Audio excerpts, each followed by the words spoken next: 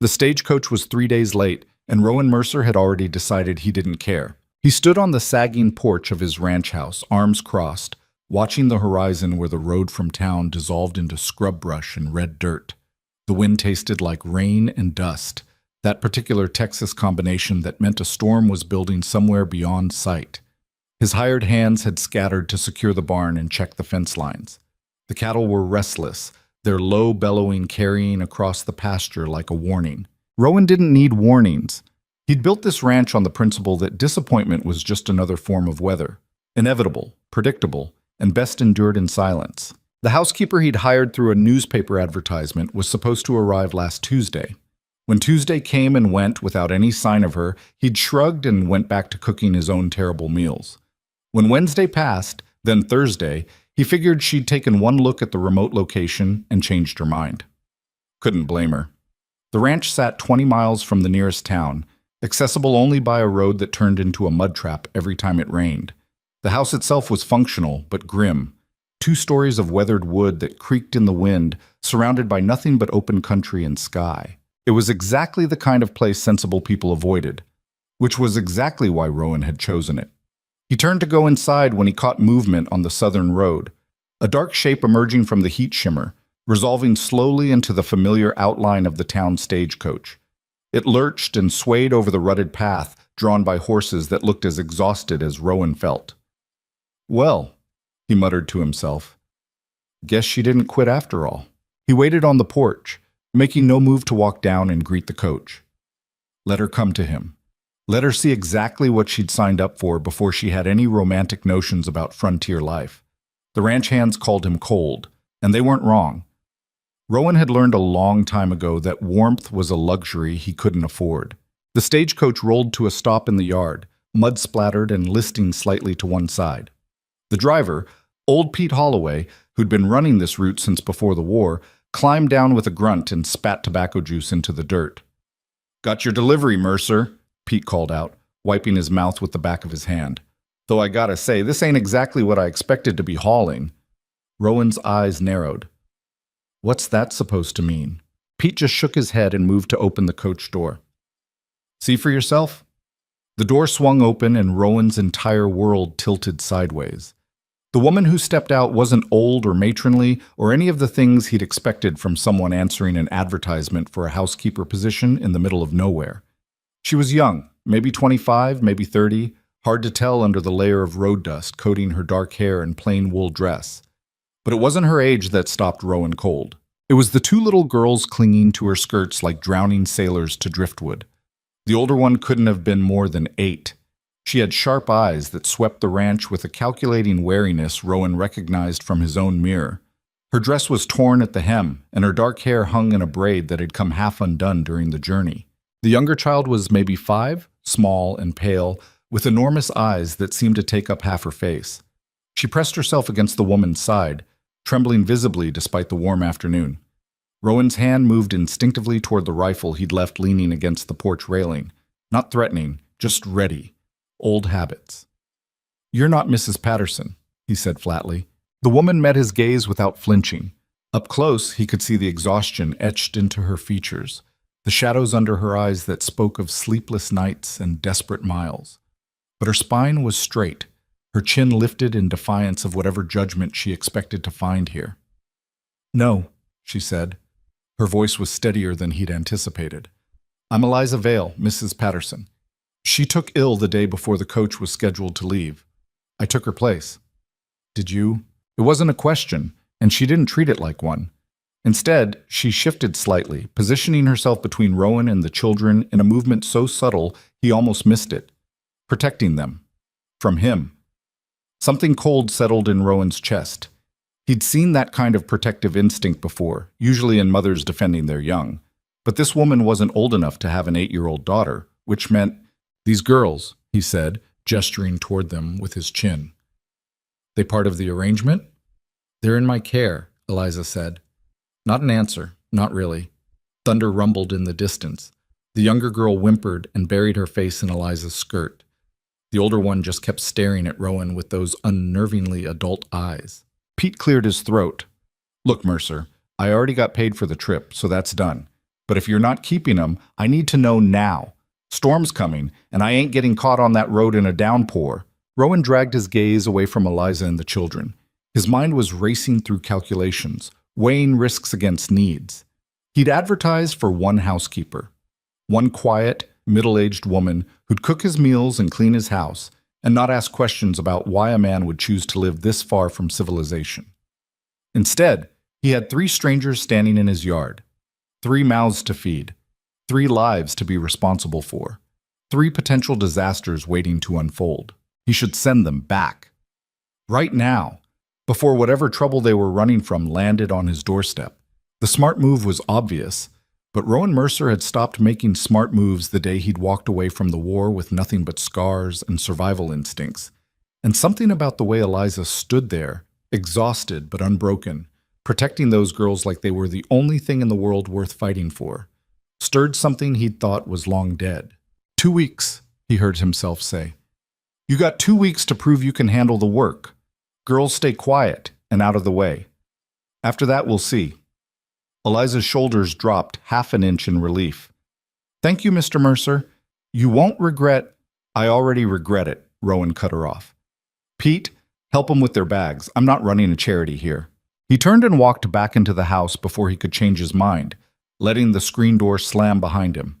Through the window, he watched Pete unload a single battered trunk and 2 small bundles tied with string. Everything these 3 owned, apparently, fit into less space than a hay bale. Running. They were definitely running. The question was from what? The house had been silent for so long that the sound of footsteps on the stairs felt like an invasion. Rowan sat at the kitchen table, a cold cup of coffee forgotten in front of him, listening to the floorboards creak overhead as Eliza and the girls explored their new quarters. He'd given them the 2 spare bedrooms on the 2nd floor, rooms that had been gathering dust since he'd moved here 4 years ago. The furniture was basic: beds, washstands, a single dresser in each room, nothing fancy, nothing comfortable, just functional, like everything else in his life. The older girl appeared in the doorway first, moving with the kind of careful silence that came from living in places where noise meant trouble. She looked at Rowan, then at the empty chair across from him, calculating whether she was allowed to sit. Your name's Clara, right? Rowan said. That's what the woman called you. Yes, sir. Her voice was quiet but clear. No trembling, no fear, just watchfulness. You eat meat? Clara blinked, thrown by the question. Yes, sir. Milk? Eggs? Yes, sir. Your sister too? Ivy don't like eggs much, sir. Makes her stomach hurt sometimes. Rowan filed that information away. Noted. There's bread in the box and butter in the cold cellar. You're hungry now. Take what you need. Dinner's at 6. Don't be late. Clara nodded and turned to leave, then paused. Mr. Mercer? What? Thank you for letting us stay. She was gone before he could respond, her footsteps quick and light on the stairs. Rowan sat in the silence she left behind, feeling something uncomfortable twist in his chest. The kid had manners, probably more than he did. He heard Eliza's voice upstairs, soft and reassuring, talking to the younger one, Ivy. The words were too muffled to make out, but the tone was gentle, maternal, the kind of voice that belonged to mothers tucking their children into bed, promising everything would be all right, even when it wouldn't. Rowan pushed back from the table and walked to the window. The storm was closer now, dark clouds rolling across the sky like an invasion force. The wind had picked up, bending the grass in silver waves. His cattle were bunched together in the far pasture, nervous but secure. The barn was locked down. Everything was ready, except him. He wasn't ready for this. Wasn't ready for the way Clara's quiet thank you had hit him like a fist to the chest. Wasn't ready for the sound of life returning to a house he'd deliberately kept empty. Wasn't ready for Eliza Vale and whatever secrets she was carrying. But ready or not, they were here now. And Rowan Mercer had never walked away from a fight in his life. Dinner that first night was an awkward, silent affair. Rowan had cooked beans and salt pork, biscuits that came out harder than they should have, coffee strong enough to strip paint. He set the food on the table without ceremony and sat down, expecting the others to follow his lead. Eliza appeared with both girls in tow, their faces scrubbed clean, their hair damp from washing. She'd changed into a different dress, Still plain, but cleaner than the travel-stained one she'd arrived in. The girls wore simple cotton shifts that had been mended multiple times, patches layered over patches. They sat in perfect silence, waiting. It took Rowan a full 10 seconds to realize they were waiting for permission. "Eat," he said gruffly. Clara served Ivy first, careful portions placed on the child's plate, with the practiced efficiency of someone who'd done this many times before. Only then did she serve herself. Eliza took last, her portions smaller than the girls'. They ate without speaking. The only sounds were the scrape of forks against plates and the rising wind outside. Rowan watched them from the corner of his eye, noting details. The way Clara cut Ivy's pork into smaller pieces without being asked. The way Eliza's hand shook slightly when she reached for her water glass, exhaustion finally catching up with her now that they'd stopped moving. The way Ivy kept glancing toward the window every time thunder rumbled, her small body tensing like she expected something terrible to come crashing through. "Storm won't hurt you," Rowan said. "House has stood through worse." Ivy's eyes went wide, and she looked down at her plate, shrinking into herself. Rowan cursed internally. Wrong approach. He'd spent too many years talking to ranch hands and cattle. Didn't know how to gentle his voice for scared children. "Ivy's afraid of storms," Clara said quietly. Her tone wasn't accusatory, just factual. "Ever since—" "Clara," Eliza interrupted softly. "Eat your dinner." The older girl fell silent, but her eyes met Rowan's across the table. In that look was a whole conversation. Ever since something happened, something bad, something we don't talk about. Rowan nodded once, an acknowledgement, and returned to his food. If they wanted to keep their secrets, that was fine. He had plenty of his own. The rain started halfway through the meal, a sudden deluge that hammered against the windows and drummed on the roof. Ivy dropped her fork with a clatter and pressed both hands over her ears, eyes squeezed shut. Her whole body shook. Eliza moved immediately, pulling the child into her lap and wrapping both arms around her. "Shh, sweetheart. You're safe. I've got you." "Make it stop," Ivy whimpered. "Please make it stop." "I can't stop the rain, baby, but I can hold you until it passes. Just breathe with me. In and out. That's right." Clara had gone very still, her fork suspended halfway to her mouth, watching her sister with an expression that was equal parts concern and resignation. This had happened before. Many times before. Rowan stood abruptly, his chair scraping against the floor.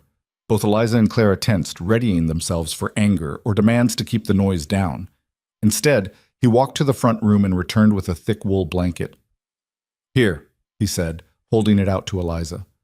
"Muffles the sound some." Eliza stared at him for a moment, something unreadable crossing her face. Then she took the blanket and wrapped it around Ivy, creating a cocoon that dampened the noise of the storm. The child's shaking gradually subsided, her breathing evening out. "Thank you," Eliza whispered. Rowan grunted and sat back down. "Finish your food before it gets cold."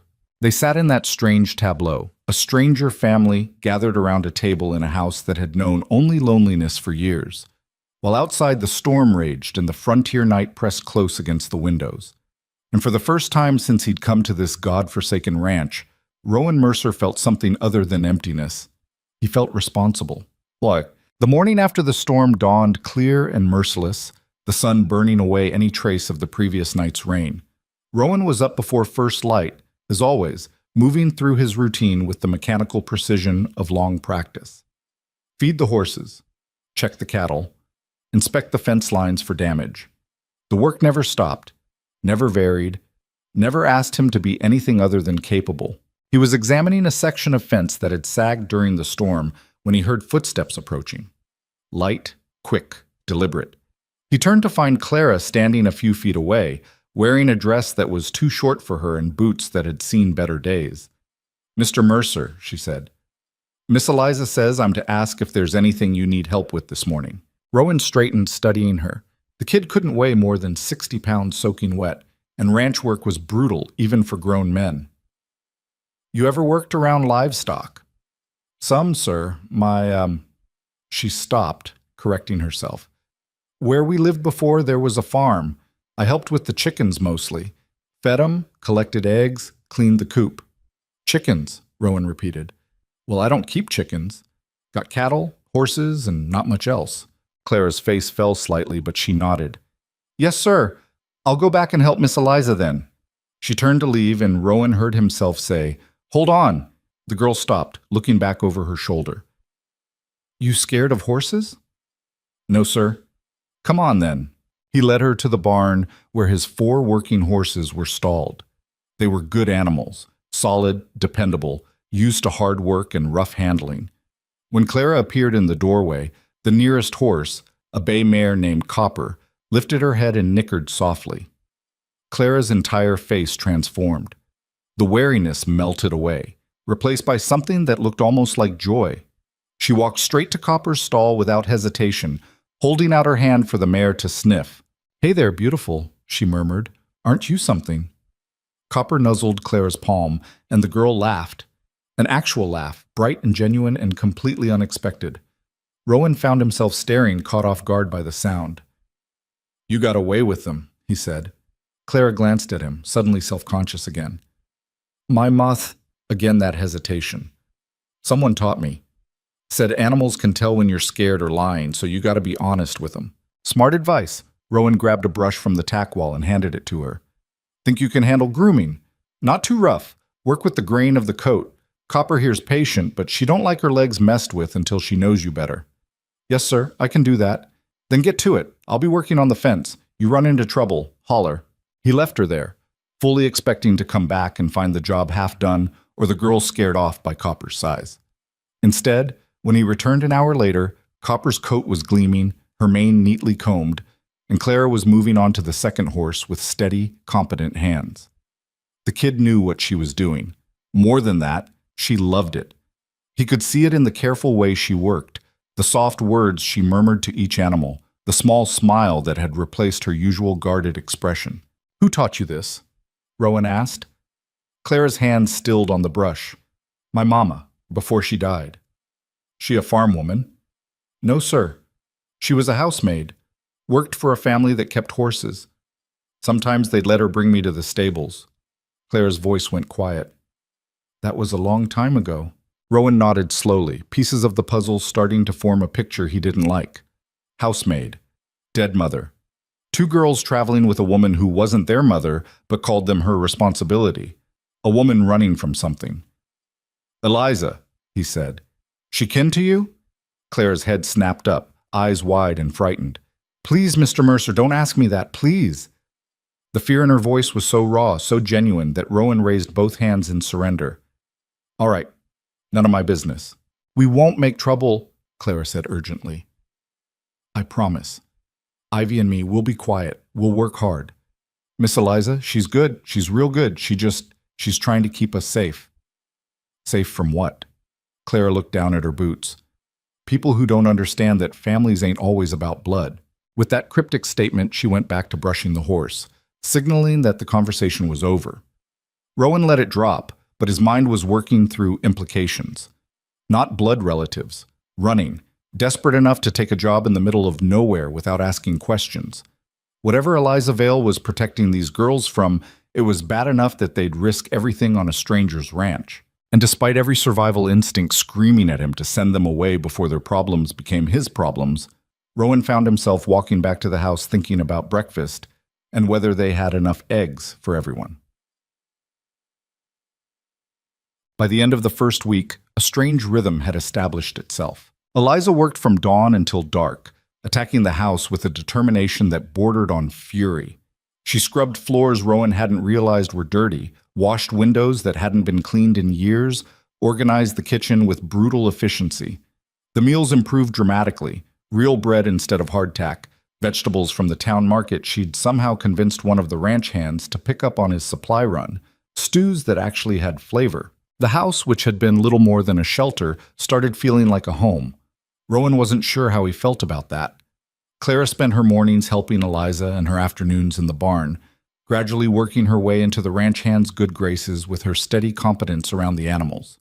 Even old Tom Wickham, who'd been running cattle since before the war and didn't have a kind word for anybody, admitted the kid had natural instincts. Ivy remained the most fragile piece of their unlikely household. She rarely spoke, especially to Rowan, and spent most of her time following Eliza like a shadow. But slowly, very slowly, color was returning to her cheeks. The desperate, hunted look in her eyes was fading, replaced by something that might eventually become peace. Rowan told himself he was just being practical. The work was getting done. The house was running smoothly. It made sense to let them stay beyond the initial 2 weeks. But the truth sat heavier in his chest every night when he heard footsteps upstairs and voices murmuring bedtime prayers. The truth was, he'd gotten used to them. To Clara's serious questions about cattle breeding, to the smell of fresh bread in the morning, to the way Ivy had started leaving wildflowers on the kitchen table in a chipped cup, offerings of beauty in a place that had known only function, to the way Eliza sometimes stood at the window at dusk, staring out at the empty horizon with an expression that said she was waiting for something terrible to arrive. It was Tuesday evening when that terrible thing finally appeared. Rowan was on the porch, reviewing the supply list for the following week, when he saw riders approaching from the east. 3 of them, moving fast, dust rising in their wake. His hand moved instinctively to the rifle he now kept within arm's reach, a habit from his war days he'd never quite shaken. The front door opened and Eliza stepped out. One look at the riders and all the color drained from her face. "Rowan," she whispered. First time she'd used his name. "I need you to trust me." "Who are they?" "The one in front is my father's lawyer. The man who—" Her voice cracked. "Please, don't let them take the girls." Before Rowan could respond, Clara and Ivy appeared in the doorway. Clara took one look at the approaching riders and immediately pushed Ivy behind her, taking up a protective stance that was achingly familiar. "Inside," Eliza ordered. "Both of you. Upstairs. Don't come down no matter what you hear." "But Miss Eliza," Clara started. "Now." The girls vanished back into the house. Rowan heard their footsteps pounding up the stairs, too loud in the sudden stillness. He looked at Eliza, at the terror and determination warring in her eyes, and made a decision that would change everything. "Tell me fast," he said. "What are they here for?" "The girls," Eliza said. "They want custody. They believe they can give Clara and Ivy a better life. Education, society, everything I can't provide." "And what do you think?" "I think they'll separate them, send them to different families. I think Ivy won't survive it."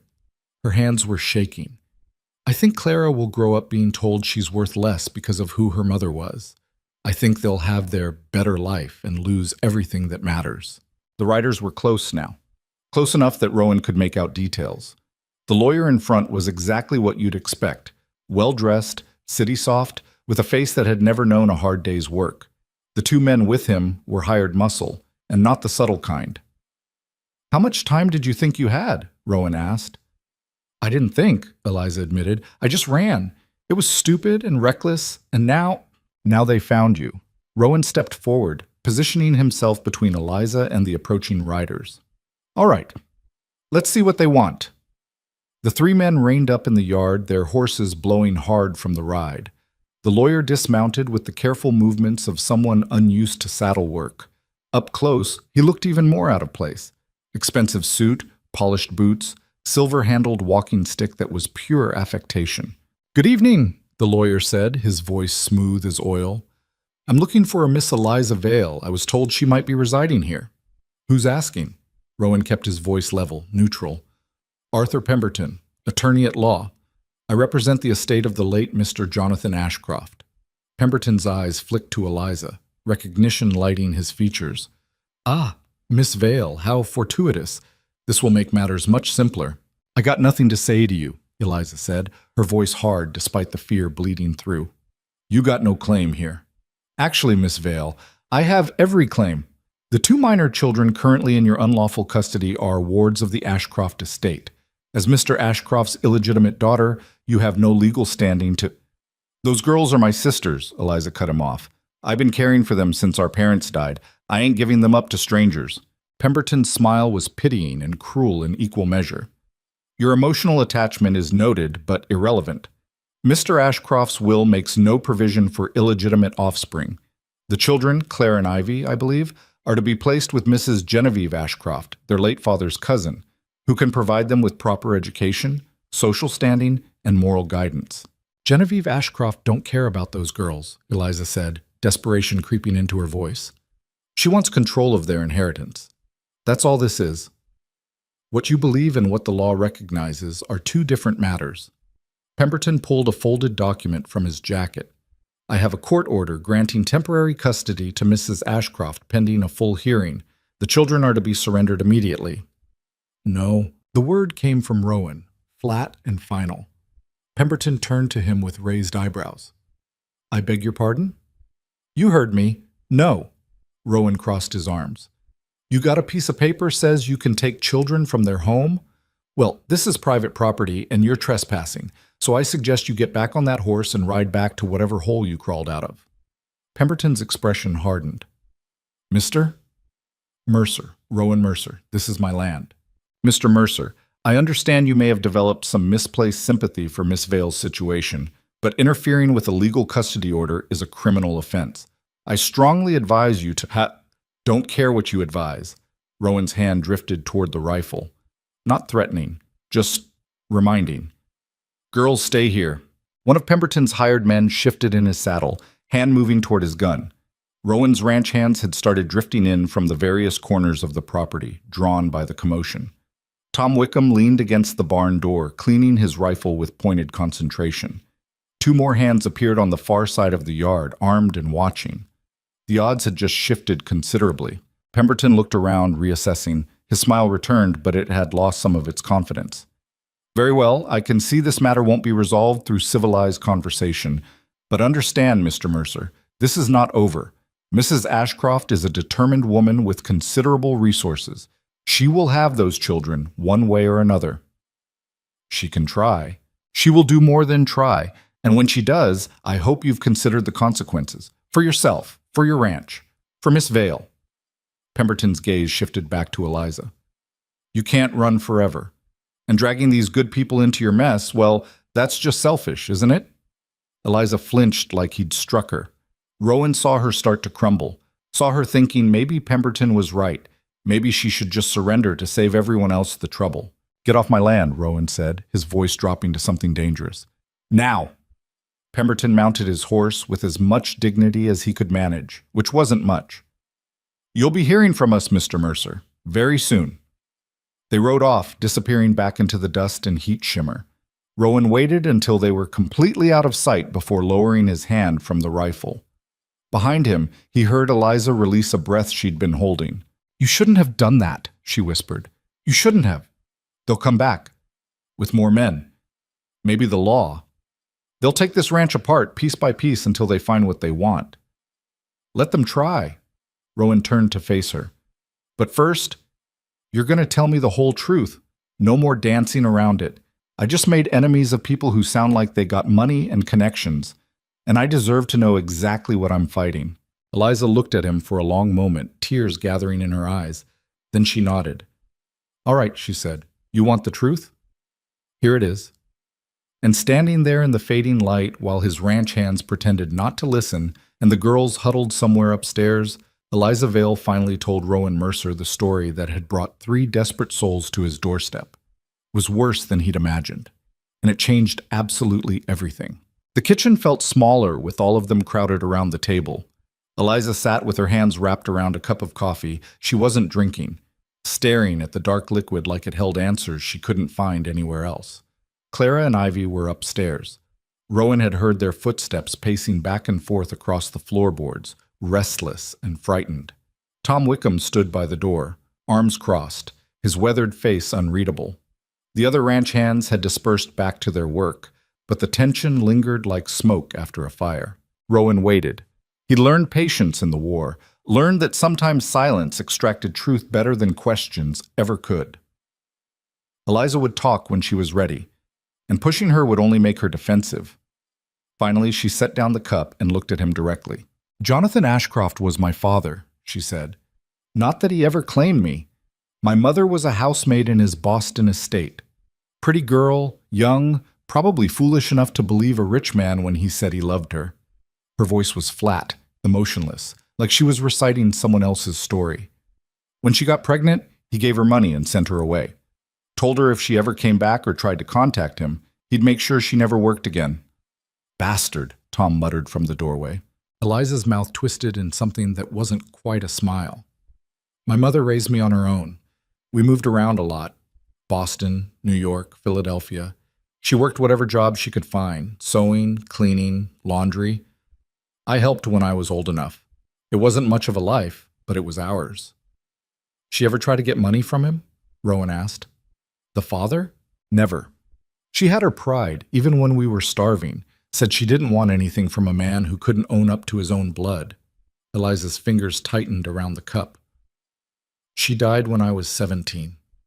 Fever took her in 3 days. I buried her in a pauper's grave because I couldn't afford anything better. The kitchen was silent except for the tick of the clock on the mantel.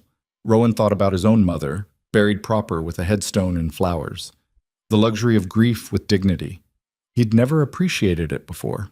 After she died, I didn't know what to do, Eliza continued. I had no family, no money, no prospects. I was about to end up on the streets when I got a letter from Jonathan Ashcroft's attorney. She laughed, bitter and sharp. Apparently the old bastard had developed a conscience on his deathbed, left a sealed letter confessing I was his daughter. Didn't leave me any money. That all went to his legitimate children from his marriage. But the letter existed, which meant I existed, legally. How'd you find out about Clara and Ivy? Rowan asked. The attorney told me, said Ashcroft had remarried late in life to a woman 20 years younger. She gave him 2 daughters, Clara and Ivy. Then last year, both parents died. Fever again. Seems to run in the family. Eliza's voice cracked slightly. The girls were left to the care of Ashcroft's cousin, Genevieve. Rich widow, no children of her own, seemed like the natural choice. But, Tom prompted. But I couldn't stop thinking about them. My sisters, half-sisters, anyway.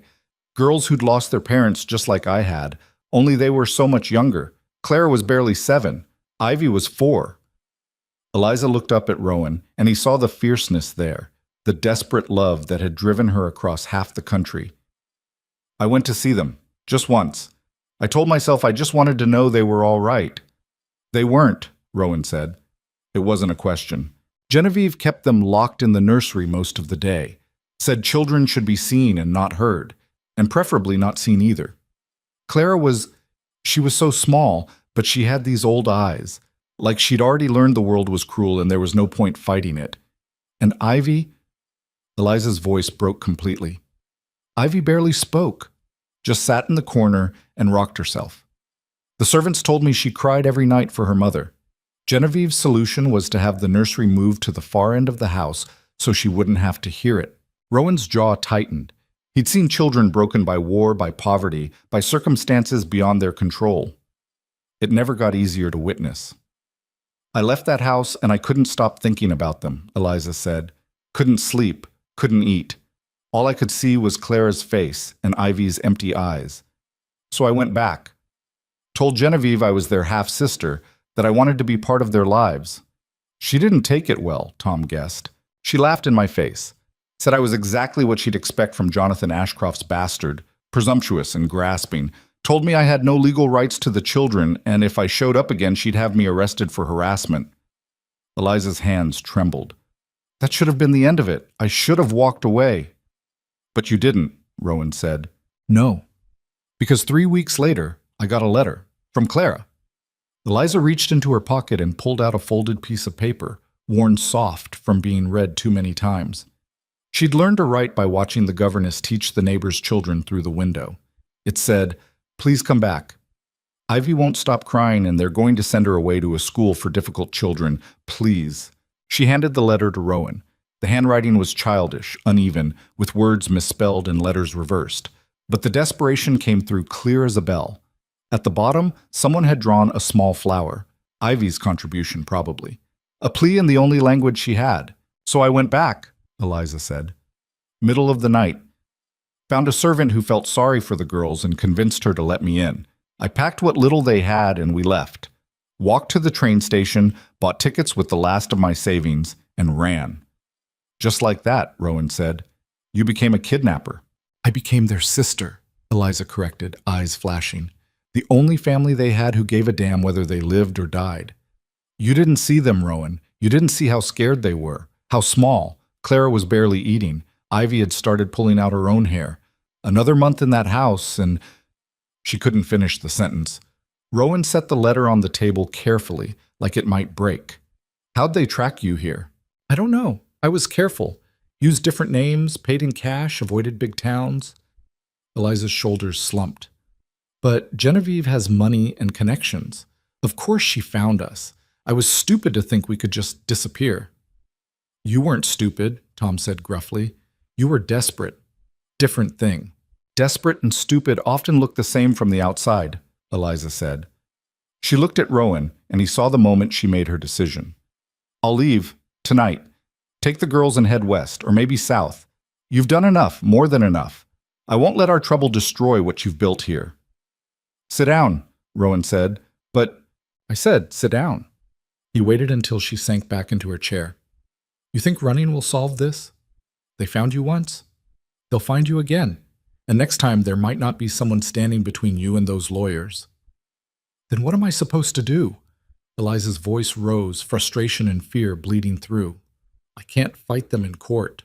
I have no money, no legal standing. Pemberton was right. I'm nobody. An illegitimate daughter with no claim to anything. You're the only mother those girls have known for the past 6 months, Rowan said. That's got to count for something.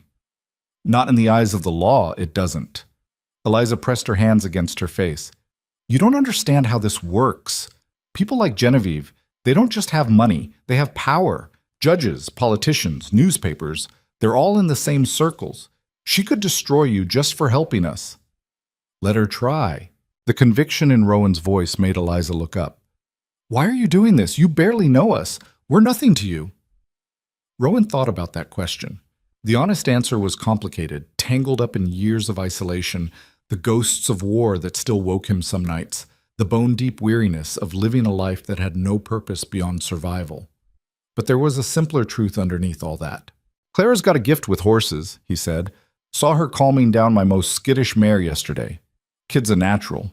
Be ashamed to waste that in some fancy finishing school. He paused. And Ivy left flowers on the table this morning. First time anything in this house has been there just because it's pretty. Not practical, not necessary, just nice. Eliza stared at him. That's why you're risking everything? Horses and flowers? No. Rowan met her eyes.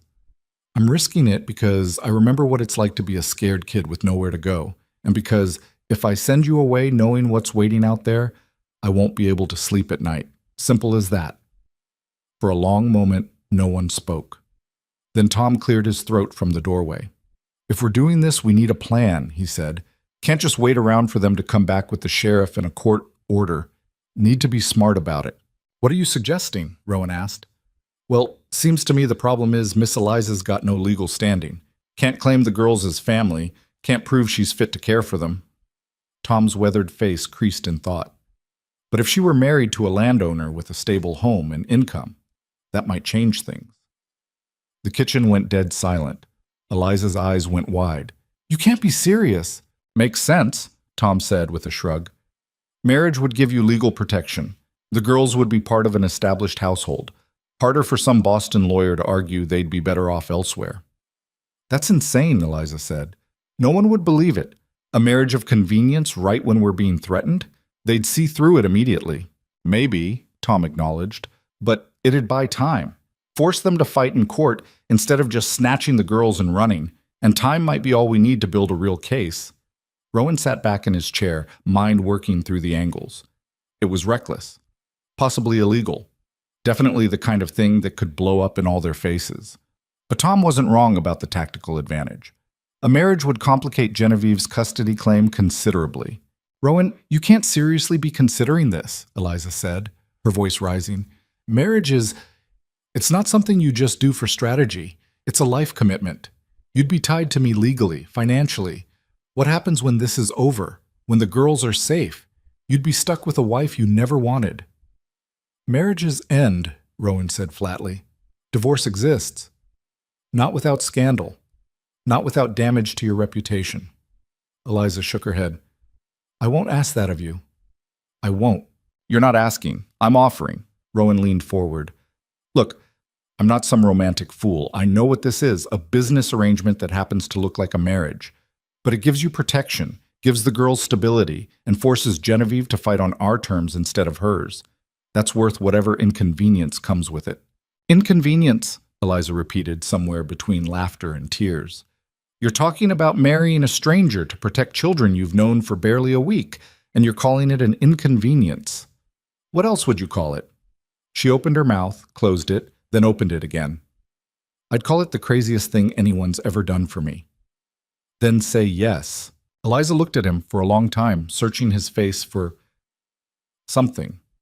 Rowan wasn't sure what. Doubt, maybe. Second thoughts. Some sign that he didn't understand what he was offering, but he understood perfectly. He was offering his name, his home, his protection. For two frightened little girls and a woman who'd already proven she'd sacrifice everything for them. He'd made worse decisions in his life. Most of them had worked out poorly.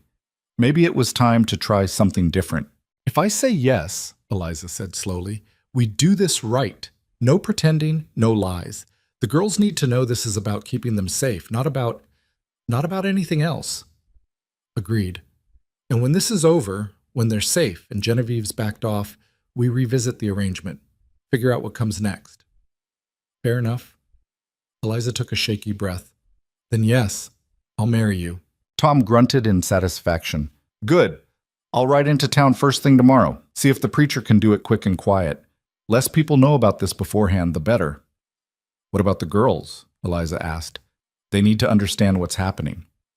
Tell them the truth, Rowan said, or as much of it as they can handle. Kids are smarter than people give them credit for. Eliza nodded, but she looked shaken.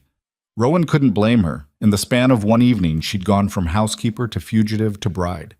It was enough to rattle anyone. Get some rest, he told her. Tomorrow's going to be complicated.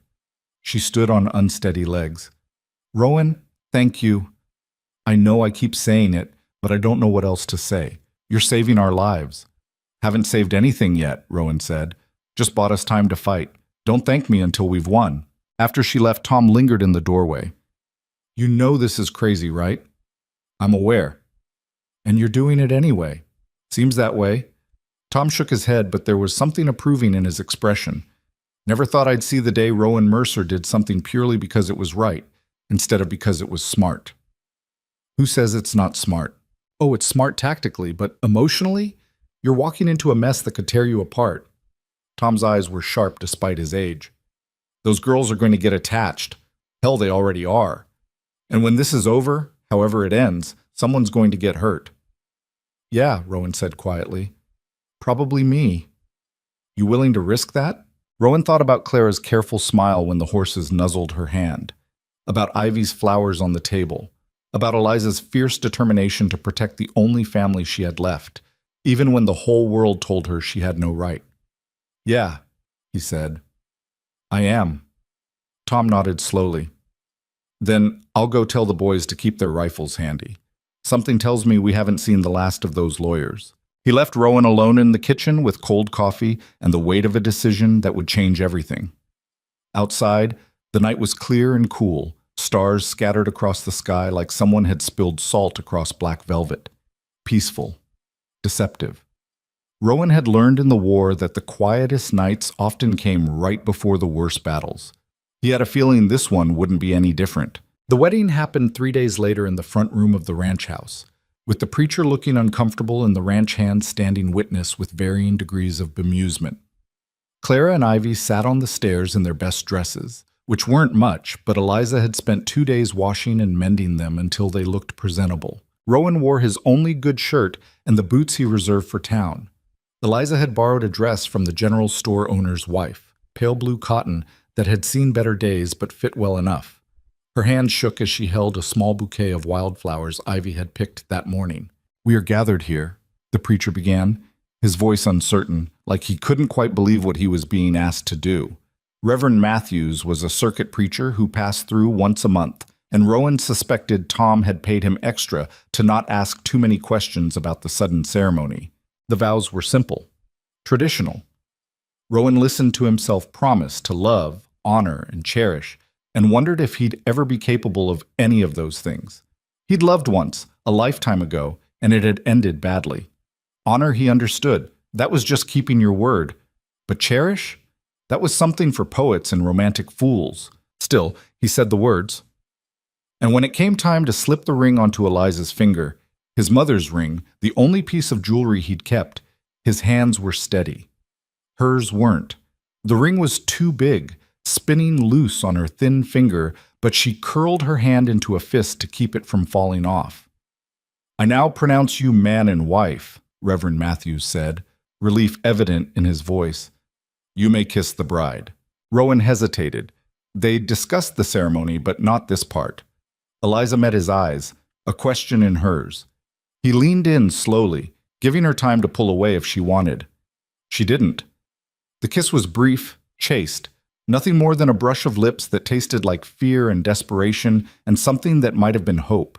When he pulled back, Ivy was clapping from the stairs, delighted by the ceremony, even if she didn't fully understand it.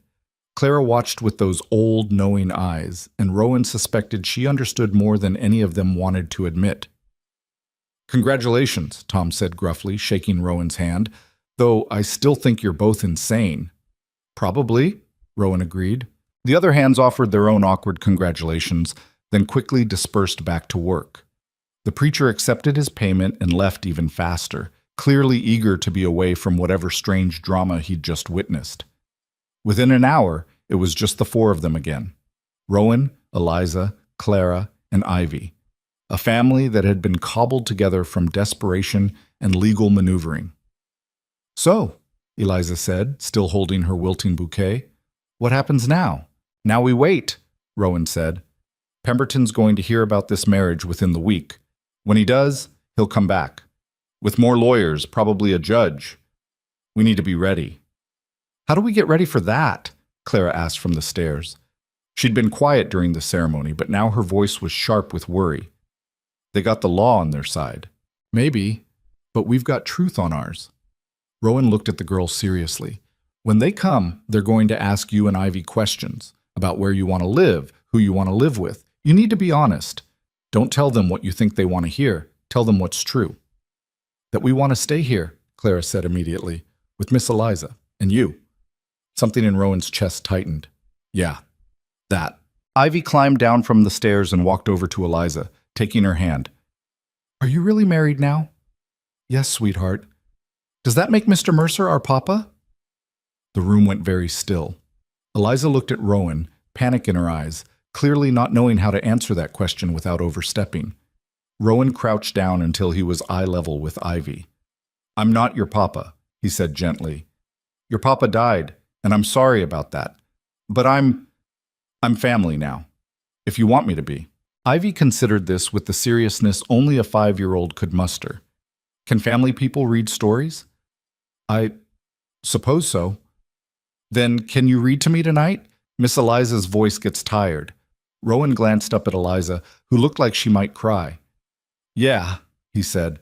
"I can do that." Ivy beamed, satisfied with this arrangement, and ran back upstairs to play.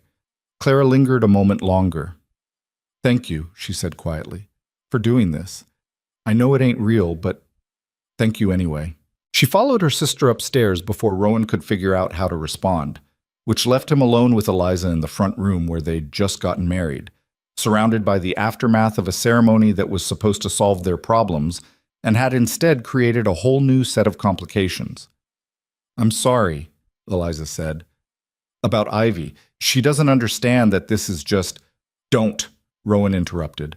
"Don't apologize for her wanting a family. There's worse things a kid could want." "I know, but she's going to get attached. They both are. And when this ends—" Eliza's voice trailed off. "When this ends, we'll figure it out, one problem at a time." Rowan straightened, his knees protesting. "For now, we focus on keeping you all safe. Everything else can wait." Eliza nodded, but she didn't look convinced. "Where will I sleep tonight?" The question caught Rowan off guard. He hadn't thought that far ahead. "The girls are in the spare rooms upstairs. My room's at the end of the hall. You can take it. I'll sleep down here." "I can't take your room." "Eliza." He cut her off with a look. "We're supposed to be married. Married people share a house. If anyone comes snooping, it needs to look legitimate. Take the room. I'll be fine on the couch." She hesitated, then nodded. "All right. But Rowan, this arrangement, it's temporary. Once the girls are safe, once Genevieve backs off, we'll end it. Go our separate ways. I won't hold you to vows you made under duress. They weren't under duress, Rowan said. I knew exactly what I was doing. Did you? Because I'm not sure I did. Eliza twisted his mother's ring on her finger. This morning, I was a housekeeper. Tonight, I'm your wife. In 3 days, I went from running for my life to being legally protected by a marriage I never expected. It doesn't feel real. It's real enough, Rowan said. The preacher signed the papers. The hands witnessed it. In the eyes of the law, we're married. Whether it feels real or not doesn't change that. Eliza looked at him, really looked at him, like she was trying to figure out a puzzle she couldn't quite solve. You're a strange man, Rowan Mercer. I've been called worse. I didn't mean it as an insult. Just, most men wouldn't do what you did today. Most men would have sent us away the moment Pemberton showed up. I'm not most men. No, Eliza agreed softly. You're really not. She went upstairs, leaving Rowan alone with his thoughts and the lingering scent of wildflowers. He poured himself a whiskey, something he rarely did, but today seemed to warrant it, and sat in the chair by the window, watching the sun set over his land, his ranch, his life that he'd carefully constructed to be simple, solitary, and safe. And now he had a wife and 2 children who weren't his but were depending on him anyway. Tom had been right. He was insane. But as he heard footsteps overhead, heard Eliza's soft voice reading to the girls, heard Ivy's delighted laugh at whatever story was being told, Rowan thought maybe insane wasn't the worst thing to be. Maybe it was exactly what this broken-down ranch needed. The next week passed in a strange limbo. Outwardly, nothing changed. The work continued. Cattle needed tending, fences needed mending, supplies needed hauling. But underneath, there was a tension that never quite dissipated, like waiting for a storm that hadn't arrived yet, but everyone knew was coming. Eliza threw herself into the household work with renewed intensity. She organized the pantry, mended clothes that had needed fixing for months, even started a small garden plot behind the house. Keeping busy, Rowan recognized. Avoiding the reality of their situation by focusing on tasks that had clear beginnings and endings. Clara spent her days in the barn or out on the range with Tom, learning everything she could about cattle and horses. The kids soaked up knowledge like a sponge, asking questions that showed she was thinking 3 steps ahead. Tom told Rowan she had better instincts than half the men he'd worked with over the years. Ivy was slowly coming out of her shell. The terror that had kept her silent and shaking was fading, replaced by a cautious curiosity about the world around her. She followed Eliza like a shadow most days, but occasionally she'd venture out on her own to explore the yard or watch the ranch hands work from a safe distance. And every night, Rowan read to her before bed. It had started as a one-time thing, but Ivy had asked the next night, and the night after that, until it became routine. He'd dug out some old books from a trunk in the attic, things his mother had kept, stories he'd half forgotten. His reading wasn't smooth or particularly expressive, but Ivy didn't seem to care. She just curled up against Eliza's side, thumb in her mouth, and listened until her eyes grew heavy. It felt domestic in a way that made Rowan deeply uncomfortable. This wasn't what he'd signed up for. This was supposed to be strategic, practical, a means to an end. Instead, it was starting to feel like something else entirely. On the 8th day after the wedding, Pemberton returned. This time he brought 6 men, a judge, and Genevieve Ashcroft herself. Rowan saw them coming from a mile away, a cloud of dust on the eastern road that resolved into a small convoy of carriages and riders. He was mending fence with Tom when he spotted them, and something cold settled in his gut. "Time's up," Tom said grimly. "Get the others," Rowan ordered. Everyone armed but not threatening, just present. Tom rode off while Rowan walked back to the house. Eliza was in the kitchen kneading bread dough, her hands white with flour. She looked up when he entered, and whatever she saw in his face made her freeze. "They're here," Rowan said. The color drained from Eliza's face. "Already?" "Coming up the road now. Big group this time. Judge, lawyers, and a woman I'm guessing is Genevieve." He moved to the window, watching the approaching convoy. "Where are the girls?" "Upstairs, Clara's reading to Ivy." Eliza wiped her hands on her apron, leaving flour streaks. "Should I hide them?" "No, hiding makes us look guilty. Let them stay upstairs for now, but if the judge wants to talk to them, we don't fight it." Rowan turned to face her. "Remember what we talked about. Stay calm. Don't let them provoke you. We've got legal standing now. They can't just take the girls." "Can't they?" Eliza's voice was brittle with fear. "They brought a judge, Rowan. That means they've got something. A ruling, maybe, or a warrant. Maybe. Or maybe they're just trying to intimidate us. He crossed to her, putting his hands on her shoulders. It was the most physical contact they'd had since the wedding kiss, and he felt her tense under his touch. Listen to me. You are not alone in this. Not anymore. Whatever they've got, we face it together. Understand? Eliza nodded, but her eyes were bright with unshed tears. I'm scared. I know, me too. It was the first time he'd admitted it out loud. But fear's just another kind of weather. We endure it and keep moving. The convoy pulled into the yard with unnecessary fanfare. 6 hired men on horseback, 2 carriages, and enough legal documents to wallpaper the barn. Pemberton climbed out of the first carriage, looking smug. The second carriage door opened and a woman stepped out. Genevieve Ashcroft was exactly what Rowan expected. Mid-40s, dressed in expensive black silk that had no business on a Texas ranch. Her hair pulled back so tight it looked painful. But it was her expression that told him everything he needed to know. Cold. Calculating. The look of someone who viewed children as property to be managed, not people to be loved. Behind her came the judge, an older man with white mutton chops and a harried expression that suggested he'd rather be anywhere else. Judge Hamilton, Rowan knew him slightly from town business. Fair man mostly, but easily swayed by people with money and connections. Rowan stepped onto the porch, Eliza beside him. The ranch hands had gathered in a loose semicircle around the yard, not threatening, but present. Tom stood near the barn, rifle held casually, but ready. Mr. Mercer, Pemberton called out, how fortuitous that you're here saves us the trouble of finding you. This is my ranch, Rowan said flatly. Where else would I be? Indeed, Pemberton gestured to Genevieve. Allow me to introduce Mrs. Genevieve Ashcroft, legal guardian of Clara and Ivy Ashcroft. Former guardian, Rowan corrected. The girls are under my protection now, as is my wife. Genevieve's eyes narrowed. Ah, yes. The convenient marriage. How very predictable. Her voice was cultured, dripping with barely concealed contempt. Did you really think a hastily arranged ceremony would fool anyone, Mr. Mercer? We know exactly what this is, a desperate attempt to circumvent the law. It's a legal marriage, Eliza said, her voice shaking but determined. Witnessed and recorded. That makes me Mrs. Mercer, and Clara and Ivy are part of this household. Illegally, Genevieve snapped. You kidnapped those children from my care. You have no blood claim to them, no legal right.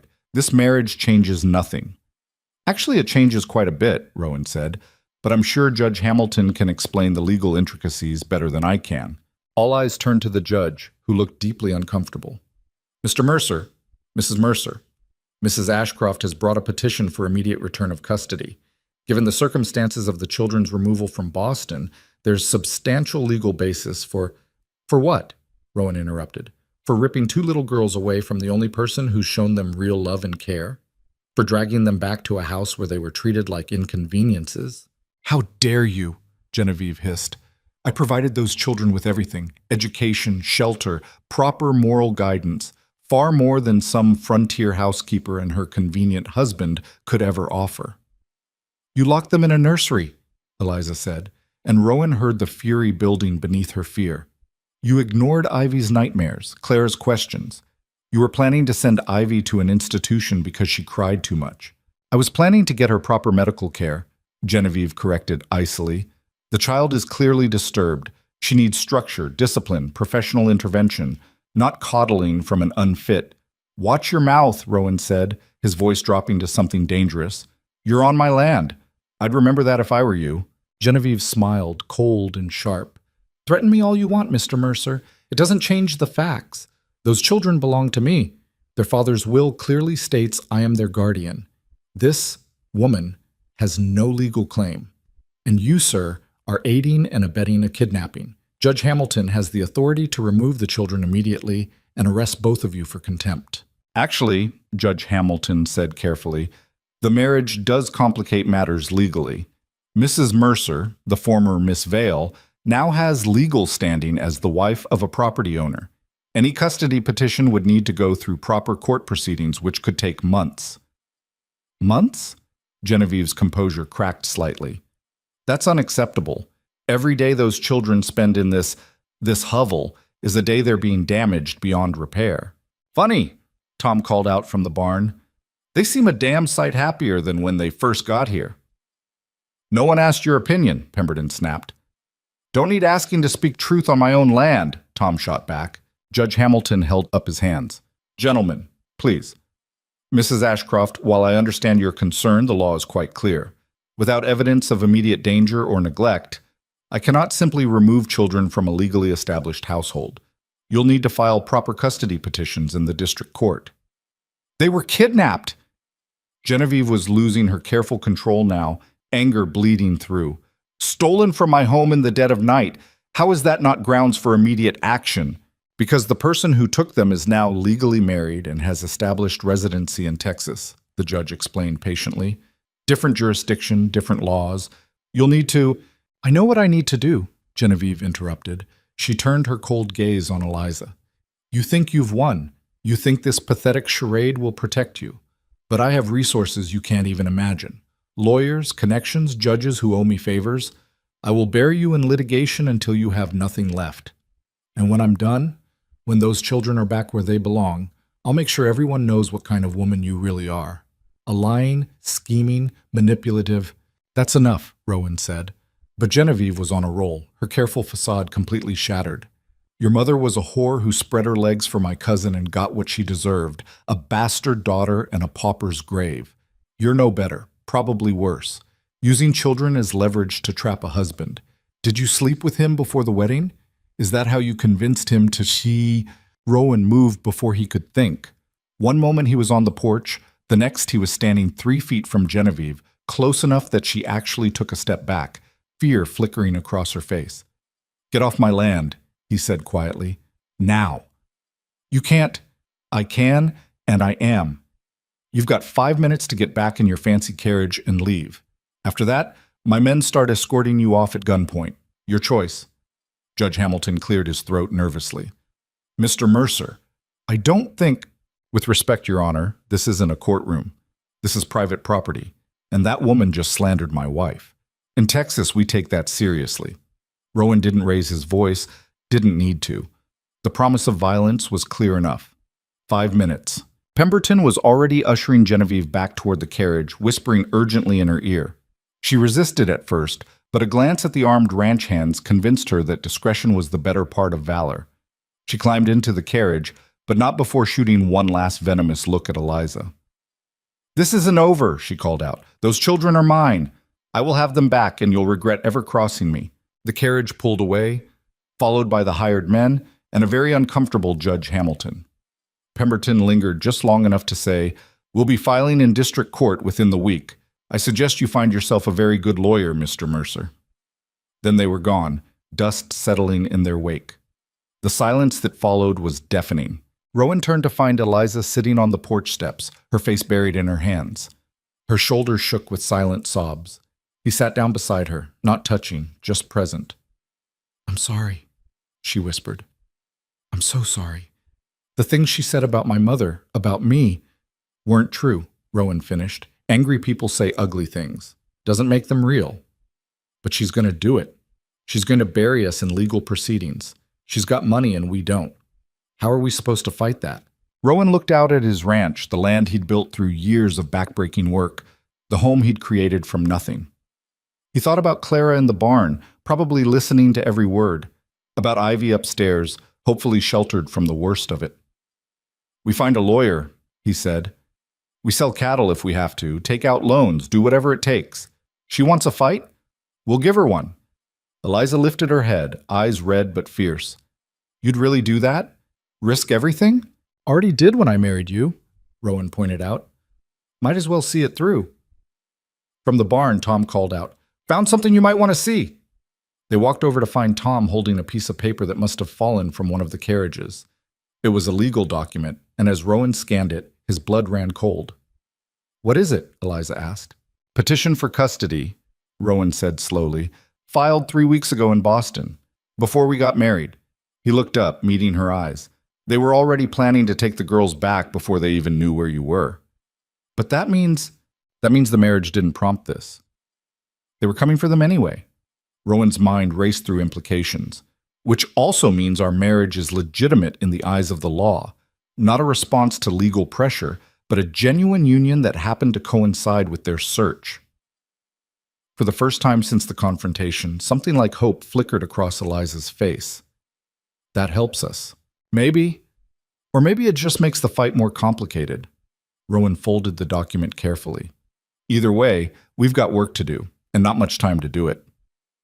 As the sun set over the ranch that evening, Rowan sat on the porch with a whiskey and a head full of problems that didn't have easy solutions. Inside, he could hear Eliza reading to the girls, her voice steady despite everything that had happened. They'd bought themselves time, weeks, maybe months. But Genevieve wasn't going to back down. She had pride and money and the absolute conviction that she was right. That made her dangerous in ways that had nothing to do with the law. The real question was whether Rowan and Eliza could build something strong enough to withstand that kind of assault. A marriage that had started as strategy would need to become something more, something real enough that no judge could dismiss it as convenience. And Rowan wasn't sure either of them knew how to do that. But as Ivy's laugh floated through the open window, bright and unafraid, he thought maybe they'd figure it out, or die trying. The lawyer Rowan found in town was a disappointment from the moment he walked through the door. Samuel Porter was young, too young, with ink-stained fingers and a nervous habit of adjusting his spectacles every 30 seconds. He'd set up practice in a cramped office above the general store 3 months ago, fresh from some law school back east with more book learning than practical experience.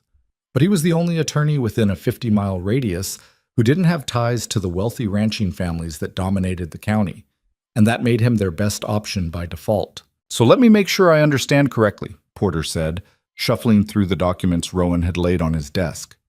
"You married Miss Vale, Mrs. Mercer, I should say, 8 days ago.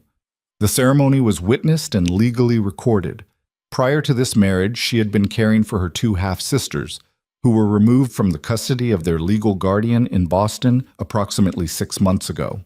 "That's the situation," Rowan confirmed. He sat across from Porter with his hat in his lap, watching the young lawyer's face for any sign of confidence. So far, he wasn't seeing much. "And Mrs. Ashcroft is claiming kidnapping, asserting her rights as the guardian named in the father's will, and has filed for immediate return of custody." Porter removed his spectacles, cleaned them on his sleeve, replaced them. "Mr. Mercer, I'll be honest with you. This is complicated." "I gathered that much myself." "No, I mean legally complicated in ways that could go very badly for you and your wife." Porter leaned forward, his young face serious. "Mrs. Ashcroft has a legitimate claim. The will explicitly names her as guardian. Your wife's connection to the children, while emotionally significant, carries no legal weight. She's a half-sibling with no recognized relationship to the deceased parents." "The marriage changes that," Rowan said. "Perhaps. But here's the problem. The timing makes it look like a strategy rather than a genuine union. Genevieve's lawyers will argue that you married solely to circumvent her legal custody. If they can prove that, a judge might invalidate the marriage or, at minimum, dismiss it as a factor in custody considerations." Eliza, who'd been silent until now, spoke up from her chair by the window. "So you're saying we have no chance?" "I'm saying the odds aren't favorable." Porter looked at her with something like sympathy. "But they're not impossible either. If we can demonstrate that the marriage is genuine, that you provide a stable home, and most importantly, that the children's best interests are served by remaining with you, we might have a case." "How do we prove the marriage is genuine when it isn't?" Eliza's voice was flat. "We married for exactly the reason they're going to claim, to protect the girls." Porter hesitated, glancing between them. "Is that all it was? Legal strategy?" The question hung in the air. Rowan thought about the past week, about reading to Ivy every night, about the way Clara had started asking his opinion on things, about the strange comfort of coming home to a house that smelled like cooking and had voices in it. He thought about Eliza working herself to exhaustion, trying to prove she belonged there, about the careful distance they maintained even though they were supposed to be husband and wife. "It started that way," Rowan said carefully. "What it is now, that's harder to define." "Well, you'd better define it before you get in front of a judge," Porter said bluntly, "because Genevieve's attorneys are going to dissect every aspect of your relationship. When you met, how you courted, why you married so quickly. If there's any inconsistency, any hint that this is a sham, They'll use it to destroy your credibility. Then we tell the truth, Eliza said. I came here as a housekeeper. Rowan didn't know about the girls until I arrived. When Genevieve's lawyer threatened to take them, Rowan offered marriage as a way to give me legal standing. We didn't love each other. We barely knew each other. But we both wanted to protect two frightened children, and that was enough. Porter considered this. It's risky. Admitting the marriage was strategic could backfire. But honesty might actually work in your favor. It shows you're not trying to deceive the court, just trying to do right by the children. He made a note on his paper. We'd need character witnesses, people who can testify to the stability of your home, your fitness as guardians. The ranch hands, Rowan said. They've seen how the girls have settled in. Tom Wickham especially. He's known me for years. Good. We'll also need testimony about the conditions in Mrs. Ashcroft's home, evidence that the children were neglected or mistreated. Porter looked at Eliza. Can you provide that? I can describe what I saw. The locked nursery, the isolation, the plans to institutionalize Ivy, but I don't have proof. No documents, no witnesses besides the servants, and they're all employed by Genevieve. They won't testify against her. What about the girls themselves? Porter asked. In custody cases, judges sometimes interview the children privately to determine their wishes. Rowan shook his head. Claire's 8, Ivy's 5. You really think a judge is going to put weight on what they want? Depends on the judge, and on how well the children can articulate their feelings. Porter tapped his pencil against the desk. It's not ideal to rely on children's testimony, but in this case, it might be our strongest card. If they can clearly express their preference to stay with you and explain why in a way that demonstrates genuine attachment rather than coaching. They haven't been coached, Eliza said sharply. We've told them to be honest, nothing more. I believe you, but the opposing counsel won't. They'll claim you've manipulated the children, poisoned them against Mrs. Ashcroft. Porter sighed. Look, I'm not going to lie to you. This is going to be ugly. Genevieve Ashcroft has money and connections. She can afford the best lawyers in the state. I'm not that. But you'll take the case, Rowan said. Yes, because despite the odds, I think you might be right. Those children might be better off here. Porter straightened his papers. I'll need a retainer, $50 to start, with more required as the case progresses. Court fees, filing costs, my time, it's going to add up quickly. Rowan had expected this. I can sell some cattle, should cover the initial costs. And if it goes to trial, if this drags out for months? Porter's expression was grave. You could be looking at hundreds of dollars, maybe more. Are you prepared for that? Do I have a choice? There's always a choice, Mr. Mercer. You could settle, negotiate some kind of visitation arrangement with Mrs. Ashcroft. It wouldn't be ideal, but it would be cheaper and faster than a protracted legal battle. Rowan looked at Eliza, saw the fear and determination warring in her eyes. Then he thought about Ivy's nightmares, about Clara's hard-earned smiles, about what it would mean to send them back to a woman who saw them as possessions rather than people. No settlement, he said. We fight. Porter nodded slowly. Then we'd better get to work. They left the lawyer's office an hour later with a list of tasks and a timeline that made Rowan's head spin. Depositions needed to be scheduled, witnesses prepared, documents filed. Porter estimated they had maybe 6 weeks before the case went before a judge, 8 if they were lucky. 6 weeks to prove they were a real family. 6 weeks to save 2 little girls from a fate worse than death. The ride back to the ranch was quiet. Eliza sat beside Rowan on the wagon seat, her hands folded in her lap, that 2 big rings spinning loose on her finger. The afternoon sun beat down on them, turning the dusty road into a shimmering ribbon of heat. $50, she said finally. That's a lot of money. It's what it costs. And if we lose, you'll have spent all that money for nothing. Rowan guided the horses around a rut in the road. If we lose, money's going to be the least of our problems. Eliza was quiet for a moment. I could leave, take the girls and run again, save you the expense and the trouble. We've had this conversation. I know, but Eliza. He pulled the wagon to a stop, turning to face her. You're not running, not anymore. We made a commitment when we got married, strategic or not.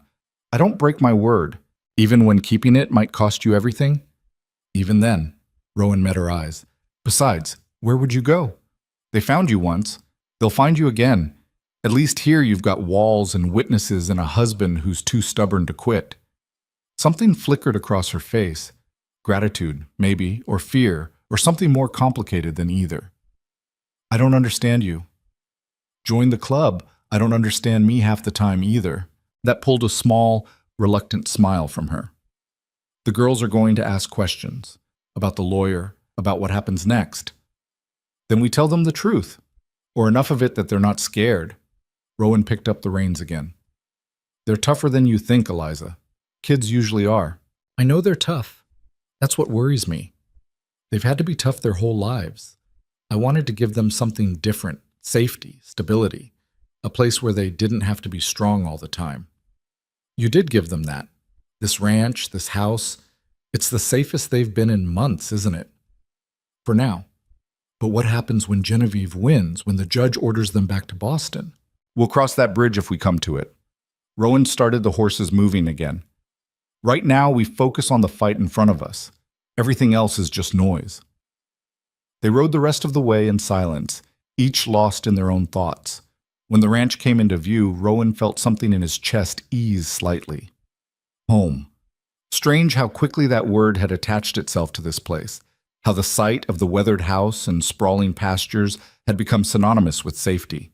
Clara was waiting on the porch when they pulled up. She'd been watching the road, Rowan could tell, worry etched into her young face. "What did the lawyer say?" she asked as soon as they climbed down from the wagon. "He said we've got a fight ahead of us," Rowan told her, "but he's willing to help." "Are we going to lose?" The question was direct, unflinching. Clara had never been one to hide from hard truths. "Don't know yet," Rowan said honestly, "but we're not giving up without a fight." Clara nodded, processing this. "What do you need me to do?" "Be yourself. When the time comes, tell the truth about what you want and why.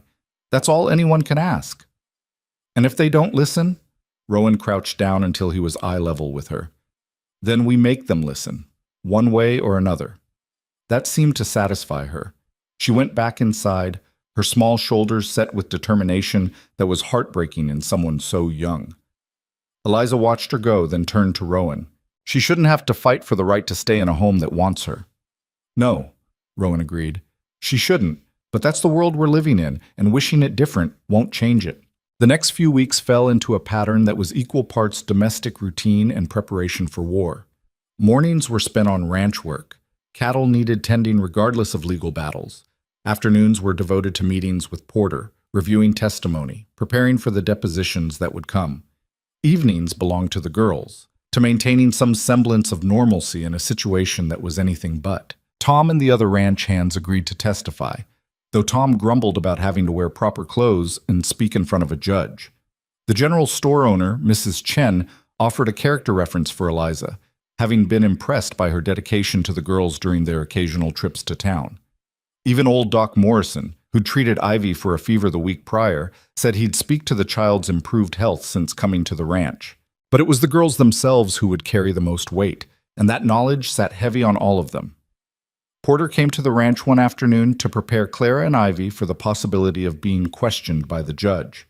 He was gentle with them, especially Ivy, but even his careful questions made the younger girl shrink back against Eliza. "Ivy, sweetheart," Porter said softly. "I need to ask you some questions, okay? Just to help me understand. Can you tell me about your old home, the one in Boston?" Ivy's thumb went to her mouth, her eyes going wide and frightened. "Don't want to." "I know it's hard, but it's important." "Leave her alone," Clara said sharply, moving to stand between Porter and her sister. "She doesn't remember much anyway. She was only 4 when our parents died." "Clara, I understand you want to protect her, but I said leave her alone." Clara's voice had gone hard, and Rowan recognized the defensive stance, the protective fury. She'd been taking care of Ivy too long to let anyone push the younger girl into distress, even someone trying to help. "It's all right," Eliza said quietly, pulling Ivy into her lap. "Mr. Porter, maybe we should focus on Clara for now. Ivy's too young to understand what's happening." Porter nodded, looking frustrated but resigned. "Very well. Clara, can you tell me about Mrs. Ashcroft? What was she like as a guardian?" Clara's jaw set. "Cold. She didn't like having us around. Kept us locked in the nursery most days because she said children were meant to be quiet. When Ivy cried, which was a lot, because she missed our mama, Mrs. Ashcroft would have the servants move us further away so she wouldn't have to hear it. Did she ever hurt you? Physically? No. She never hit us or anything. But she was going to send Ivy away. I heard her talking to the doctor about institutions for difficult children. She said Ivy was too emotional, too damaged, and needed professional intervention. Claire's voice shook with anger. Ivy's not damaged. She's just sad. She needed love, not some hospital. Porter made notes. And when Miss Vale, Mrs. Mercer, came to visit, what happened? At first, Mrs. Ashcroft let her see us a few times. Then she got angry and said Miss Eliza had no right to the children of a legitimate marriage. She told Miss Eliza to leave and never come back. Clara looked at Eliza with fierce loyalty. But she did come back. She saved us. By taking you without permission. By taking us away from a place where nobody wanted us, Clara corrected. There's a difference. Porter studied the girl for a long moment. You're very articulate for 8 years old. I'm smart for 8 years old, Clara said without arrogance, just stating fact. And I know what I want. I want to stay here with Miss Eliza and Mr. Mercer. This is my home now. Even though you've only been here a few weeks? Time doesn't matter.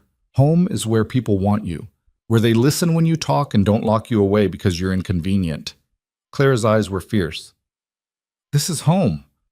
After Porter left, Rowan found Eliza in the kitchen staring at a pot of stew she'd been stirring for the past 10 minutes without actually seeing it. She's going to have to say all that in court, Eliza said without preamble. In front of Genevieve and the lawyers and everyone. They're going to tear her apart. She can handle it. She's 8 years old, Rowan. She shouldn't have to handle it. I know. He moved to stand beside her, taking the spoon from her hand before she wore a hole in the pot. But she's got more strength than most grown men I've known. She'll get through it. And what about Ivy? Porter's right. The judge is going to want to hear from both of them. But Ivy can barely speak to strangers without having a panic attack. Then we prepare her as best we can, and if she can't do it, she can't do it. We won't force her. Rowan set the spoon aside. Porter said Clara's testimony alone might be enough. She's old enough to be taken seriously, and she's clear about what she wants. Eliza turned to face him, and he was struck by how exhausted she looked. The past weeks had worn on her, stress etching lines around her eyes that hadn't been there before. What if it's not enough? What if the judge decides blood and money matter more than love and safety? Then we appeal. We fight it at the next level. With what money? We're already spending everything you have on this case. I'll sell more cattle, take out a loan against the ranch if I have to. Rowan, no. Eliza grabbed his arm. I won't let you lose your ranch over this. It's not worth... Don't. He cut her off sharply. Don't you dare say those girls aren't worth it. I wasn't going to say that. Her voice dropped.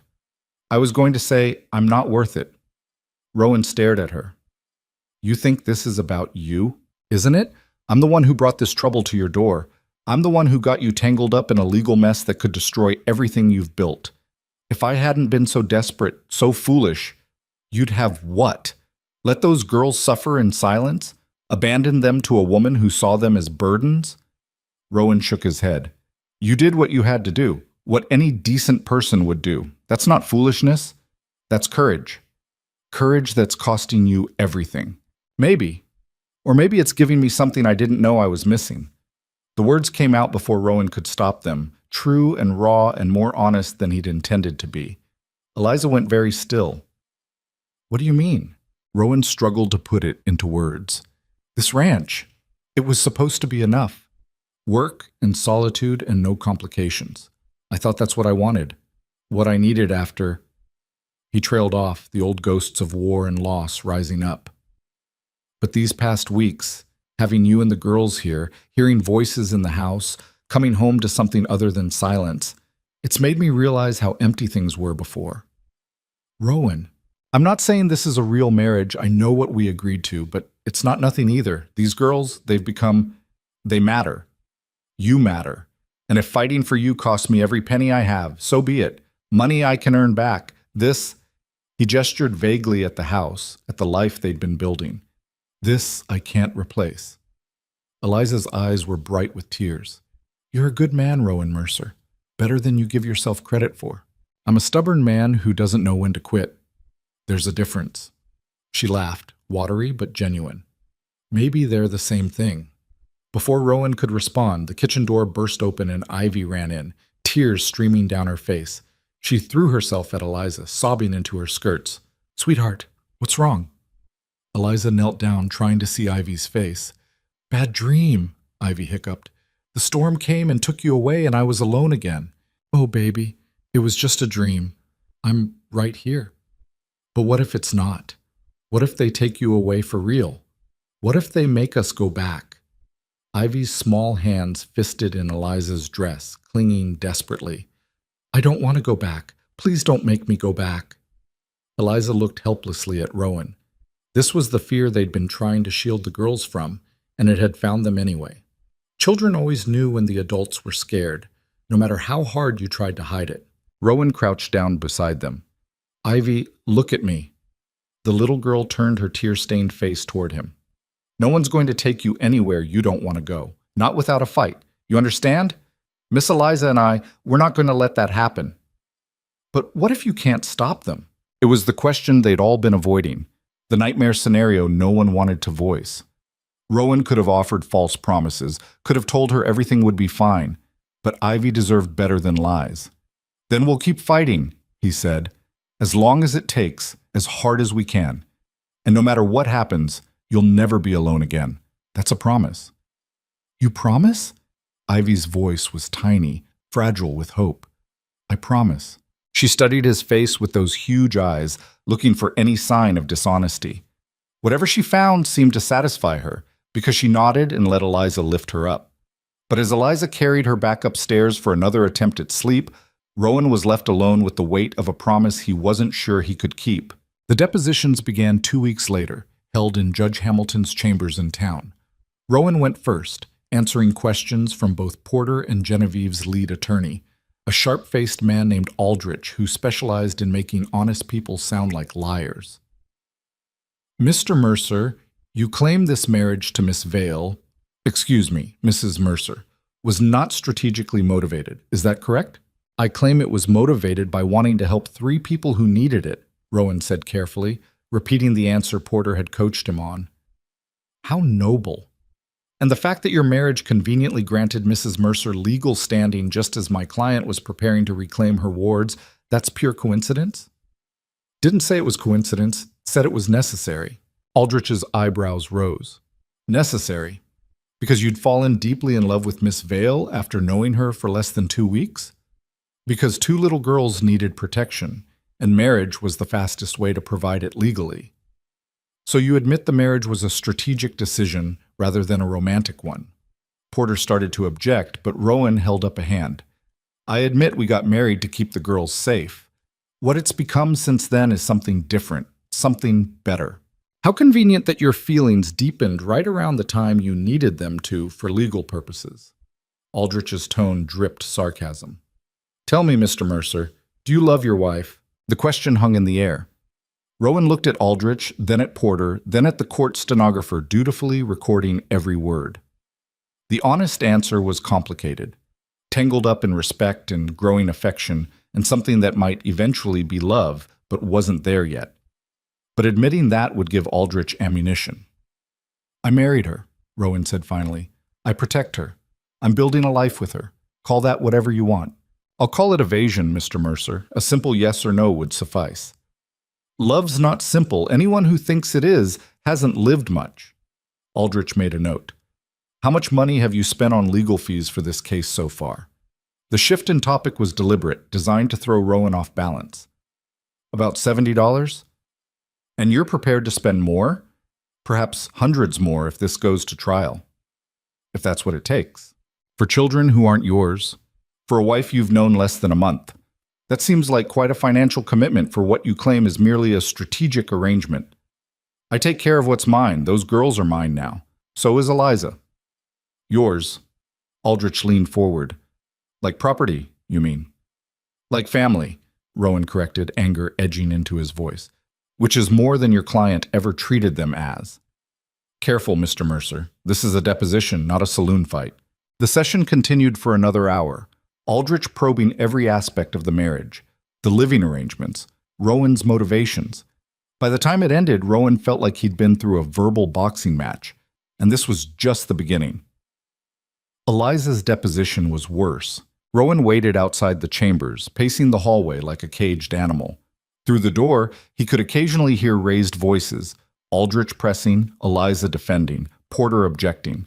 When she finally emerged 2 hours later, she looked shaken but defiant. "How bad?" Rowan asked.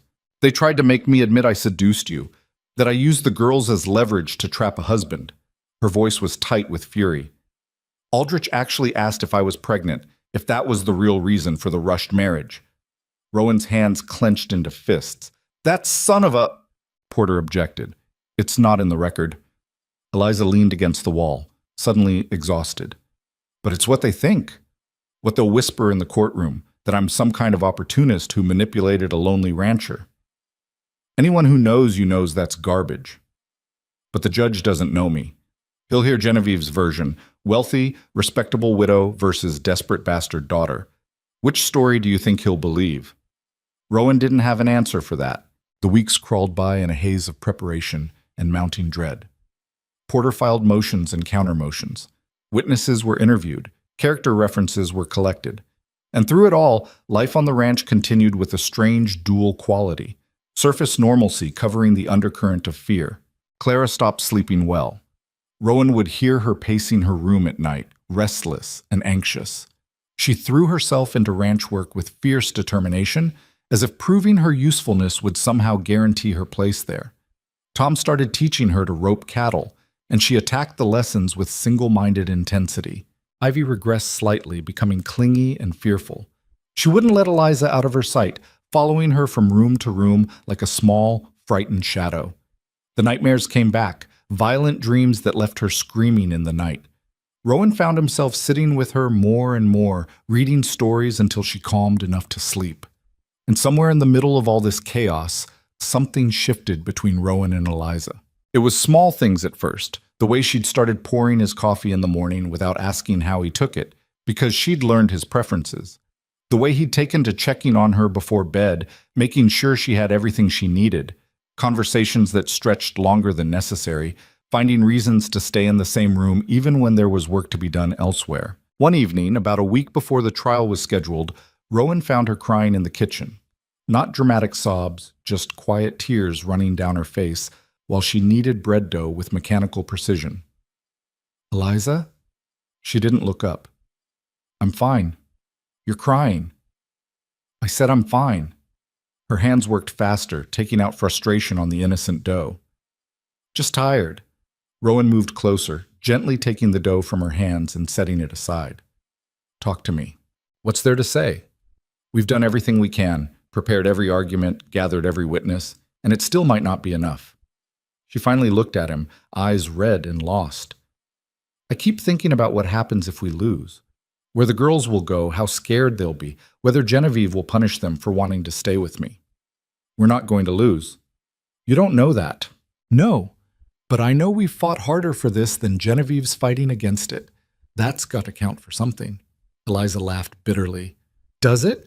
Or does money and blood and social standing count for more?" Rowan didn't have an answer that wouldn't be a lie. So instead, he did something he'd been carefully avoiding for weeks. He pulled her into his arms. She stiffened at first, surprised, but then she collapsed against him, finally letting herself break down. Her tears soaked into his shirt while he held her, one hand awkwardly patting her back because he'd never been good at comfort, but was trying anyway. "I'm so scared," she whispered against his chest. "I'm terrified." "I know. Me too." That admission seemed to help somehow. They stood there in the kitchen while the bread dough sat forgotten and the sun set outside. Two people who'd started as strangers and become something else entirely. When she finally pulled back, wiping her eyes on her apron, she looked at him with an expression he couldn't quite read. "Thank you," she said, "for all of this. For fighting when you didn't have to." "Stop thanking me. We're family now. Family fights for each other." "Are we? Family?" The question was tentative, hoping. Rowan thought about the past weeks, about reading to Ivy and teaching Clara and arguing with Eliza about everything from how to cook beans to whether the barn needed repainting, about the way the house felt when they were all in it, versus the emptiness when he was alone. Yeah, he said. I think we are. Something shifted in her expression, relief and hope, and a dozen other things he didn't have names for. She reached up and touched his face, gentle and uncertain. Rowan? Whatever she was about to say was interrupted by Clara calling from upstairs. Miss Eliza, Ivy's having another nightmare. The moment broke. Eliza pulled away, wiping her eyes one more time. I should go. Yeah. But she paused in the doorway, looking back.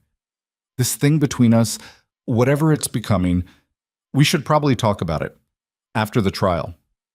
After the trial, Rowan agreed.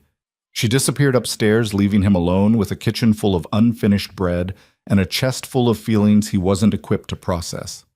Somewhere along the way, this strategic marriage had stopped being strategy and started being real. And that terrified him almost as much as losing the case. The night before the trial, Rowan couldn't sleep. He sat on the porch in the darkness, whiskey in hand, staring at stars that didn't have answers to any of his questions. Tomorrow, everything they'd built would be tested. Tomorrow, a judge would decide whether love and commitment mattered more than blood and money. Tomorrow, they'd either win the right to stay together or lose everything that mattered. The door creaked open behind him. Eliza stepped out, wrapped in a shawl against the cool night air. She didn't ask permission, just sat down beside him on the porch steps. Couldn't sleep either? She asked. Nope. They sat in companionable silence for a while, listening to the night sounds of the ranch. An owl hooting somewhere in the distance, cattle shifting in their sleep, the wind moving through the grass like whispered secrets. Porter came by earlier, Eliza said finally, while you were checking the fence line. He wanted to go over tomorrow's strategy one more time. And he thinks we have a decent chance. Not a guarantee, but decent.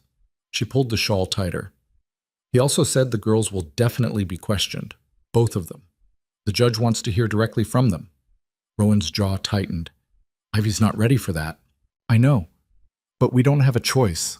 Eliza's voice cracked slightly. I talked to her tonight, tried to prepare her.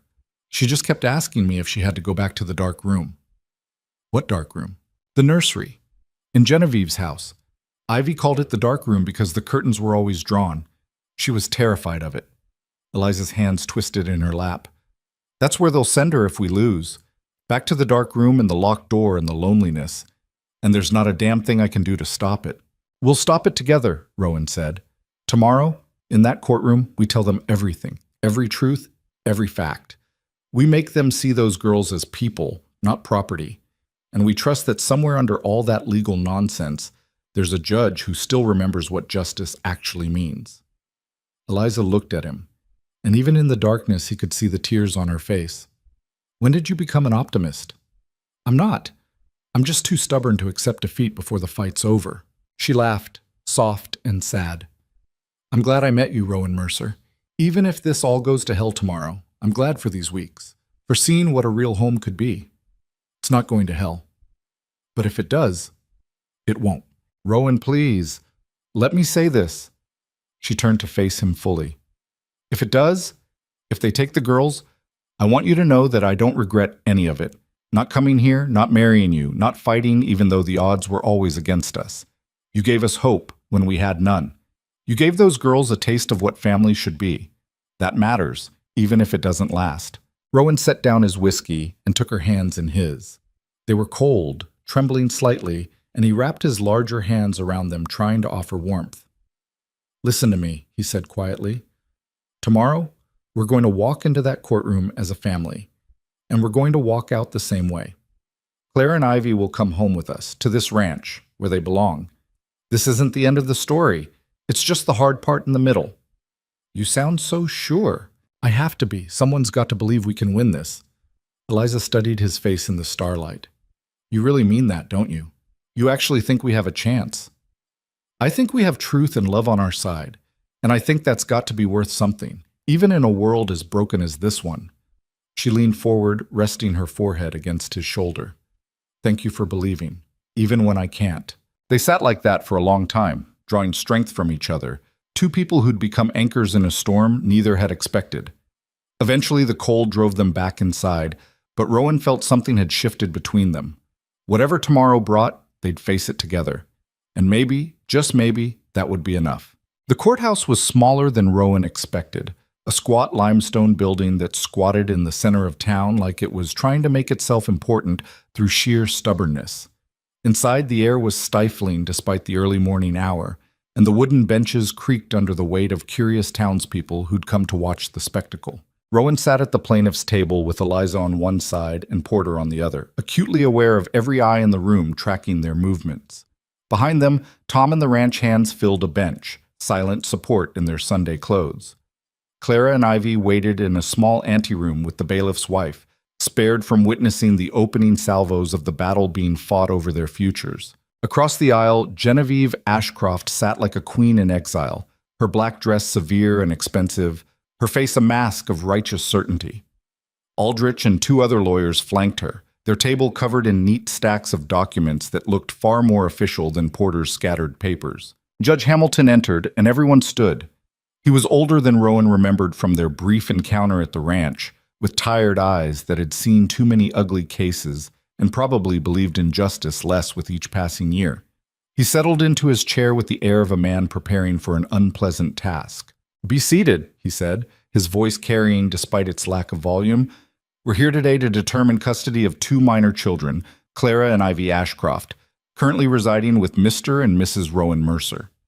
Mrs. Genevieve Ashcroft has petitioned for immediate return of custody, claiming unlawful removal from her guardianship. Mr. Porter, you're representing the Mercers?" "Yes, Your Honor." Porter stood, adjusting his spectacles nervously. "We're contesting the petition on the grounds that the children's best interests are served by remaining in their current placement." "And Mr. Aldrich for Mrs. Ashcroft?" Aldrich rose smoothly, every inch the seasoned attorney. "Indeed, Your Honor. We'll be demonstrating that Mrs. Ashcroft is the legal guardian as designated by the children's late father's will, and that their removal constituted kidnapping, regardless of the subsequent marriage that conveniently legitimized the situation." Judge Hamilton sighed. "Let's try to keep the editorial comments to a minimum, gentlemen. This is about children, not scoring points. Mr. Aldrich, you may present your case." What followed was a systematic dismantling of Eliza's character and choices. Aldrich called witness after witness, servants from the Ashcroft estate who testified to the locked nursery door being found open the morning after Eliza's visit, to the children's belongings missing, to Genevieve's distress upon discovering them gone. A Boston constable described the missing persons report filed when the children vanished. A handwriting expert analyzed the letter Clara had sent to Eliza, suggesting it showed signs of adult coaching despite Clara having written it herself. Through it all, Eliza sat rigid beside Rowan, her hands clenched so tight in her lap that her knuckles had gone white. He wanted to reach over and take her hand, offer some comfort, but Porter had warned them about displays of affection in court. Aldrich would use it as evidence of performance rather than genuine connection. Then Genevieve herself took the stand. She was good, Rowan had to admit. Composed, articulate, painting a picture of a devoted guardian whose wards had been stolen by a desperate woman with no legal claim. She spoke of the education she'd planned for the girls, the social connections she could provide, the stable, respectable life they would lead under her care. "Mrs. Ashcroft," Aldrich said, his tone gentle and leading, "can you describe your relationship with Clara and Ivy?" "They are my late cousin's daughters," Genevieve said, her voice trembling with what seemed like genuine emotion. "When their parents died, I took them in without hesitation. It was my duty as family, and I was honored to provide them a home." "And how did they respond to your care?" "Clara was always a serious child, perhaps a bit reserved, but I attributed that to grief. Ivy was more challenging, very emotional, prone to outbursts and nightmares. I consulted with the finest doctors seeking the best treatment for her condition." "What condition would that be?" "The doctors suggested she was experiencing severe melancholia brought on by the loss of her parents. They recommended specialized care, a therapeutic environment where trained professionals could help her process her grief properly." Rowan felt Eliza stiffen beside him. That wasn't how the servants had described it. They'd said Genevieve wanted Ivy institutionalized because the crying annoyed her, not out of concern for the child's well-being, but those servants weren't here, wouldn't testify against their employer. "And then Miss Vale appeared," Aldrich prompted. "Yes. She claimed to be Jonathan's illegitimate daughter, the product of an affair with a servant." Genevieve's lip curled slightly. I tried to be charitable, allowed her to visit the children a few times, thinking she might provide some connection to their father. But she became increasingly demanding, insisting on inappropriate levels of access, making wild accusations about my care of the girls. What sort of accusations? She claimed I was neglecting them, keeping them imprisoned, planning to abandon Ivy to some terrible institution. All lies, of course, designed to justify her ultimate theft of the children. And when you discovered they were gone, Genevieve's composure cracked, tears gathering in her eyes. I was devastated, terrified for their safety. This woman, this stranger, had taken 2 vulnerable children across the country to who knows where. I immediately contacted the authorities and hired investigators to find them. All I wanted was to bring my girls home. Your girls, Aldrich repeated, letting the words hang in the air. Thank you, Mrs. Ashcroft.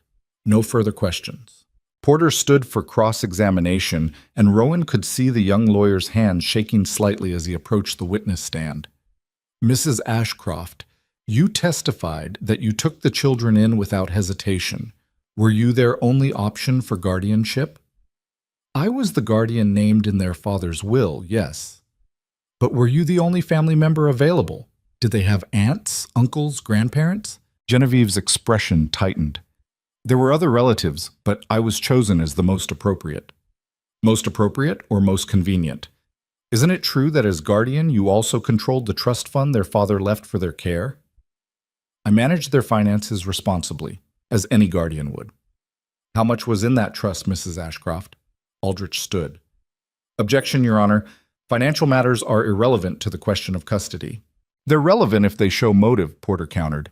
Mrs. Ashcroft controls a substantial sum as long as she remains guardian. That gives her financial incentive to maintain custody, regardless of the children's well-being. Judge Hamilton considered. I'll allow it, but tread carefully, Mr. Porter. Porter turned back to Genevieve. The trust fund, Mrs. Ashcroft. How much? Approximately $50,000, she said through gritted teeth. A murmur ran through the courtroom. That was a fortune, enough to live comfortably for a lifetime. Suddenly, Genevieve's determination to reclaim the girls took on a different dimension. And if you lose custody, you lose control of that money, correct? The funds are meant for the children's benefit. I have no personal interest. Please just answer the question. If custody is transferred to someone else, you no longer control the trust. Yes or no? Yes, but thank you. Now, these therapeutic institutions you consulted about for Ivy, can you name them? Genevieve hesitated. I don't recall the specific names. You don't recall? You were planning to place a 5-year-old child in specialized care, but you can't remember where. It was preliminary research. Nothing had been decided. The servants who worked in your home, they testified that Ivy cried frequently. Is that correct? She was a troubled child. Troubled or traumatized by losing her parents? Did you ever sit with her during these episodes, comfort her? I'm not a nursemaid, Mr. Porter. I employed staff for that purpose. So you paid other people to care for your grieving wards while you... what? Attended social functions, managed their inheritance? Objection. Aldrich was on his feet. Counsel is badgering the witness. Sustained, Mr. Porter, save the theatrics. But the damage was done. Porter had planted doubt, shown the financial motive, painted Genevieve as distant and cold. It wasn't enough to win the case, but it was a start.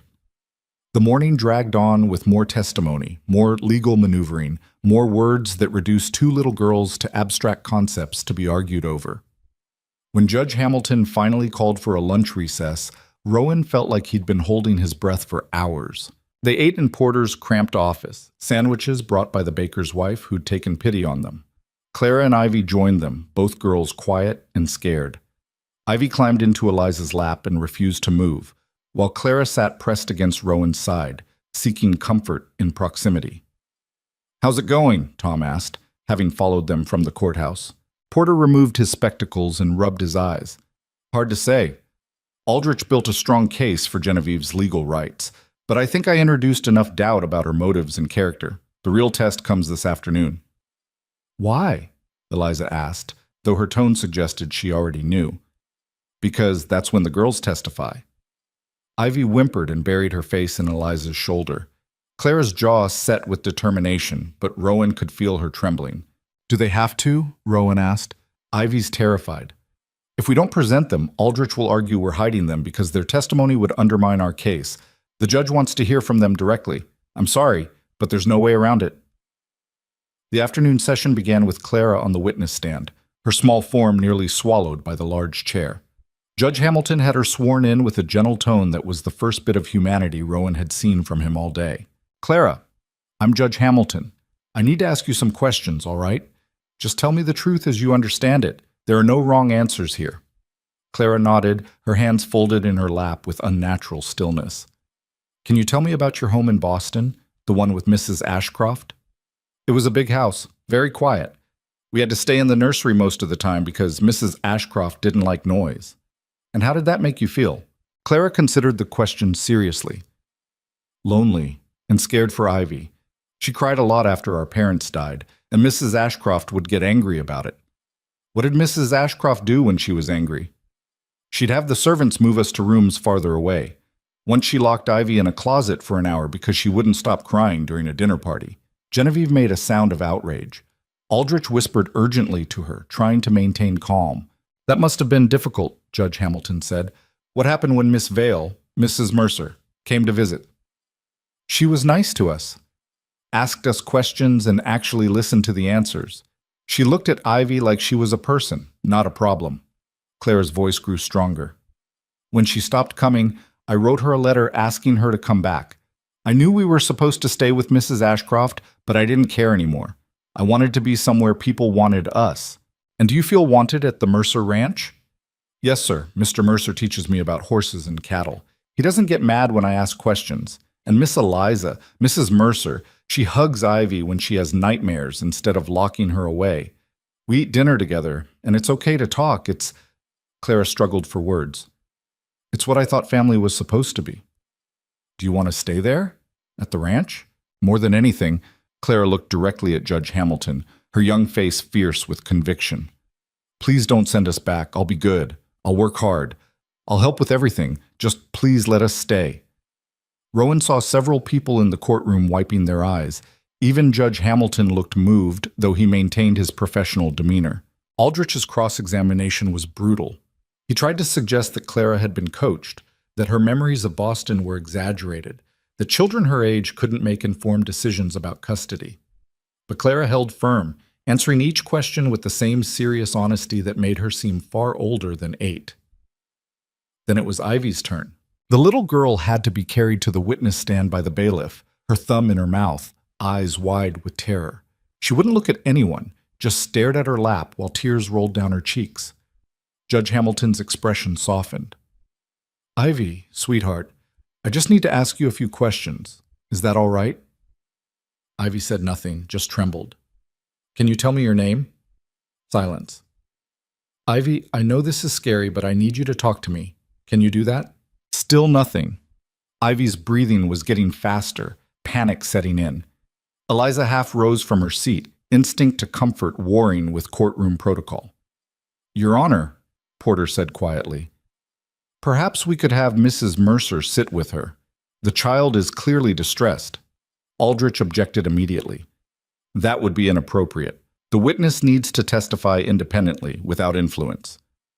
She's 5 years old and having a panic attack, Porter shot back. Have some humanity. Judge Hamilton considered, then nodded. Mrs. Mercer, you may approach the bench, but you are not to speak to the child or influence her answers in any way. Understood? Eliza moved quickly to the witness stand, kneeling beside the chair so she was at Ivy's eye level. She didn't touch the little girl, didn't whisper encouragement, just positioned herself where Ivy could see her. The child's breathing slowed slightly, her eyes fixing on Eliza's face like a lifeline. Try again, Judge Hamilton said gently.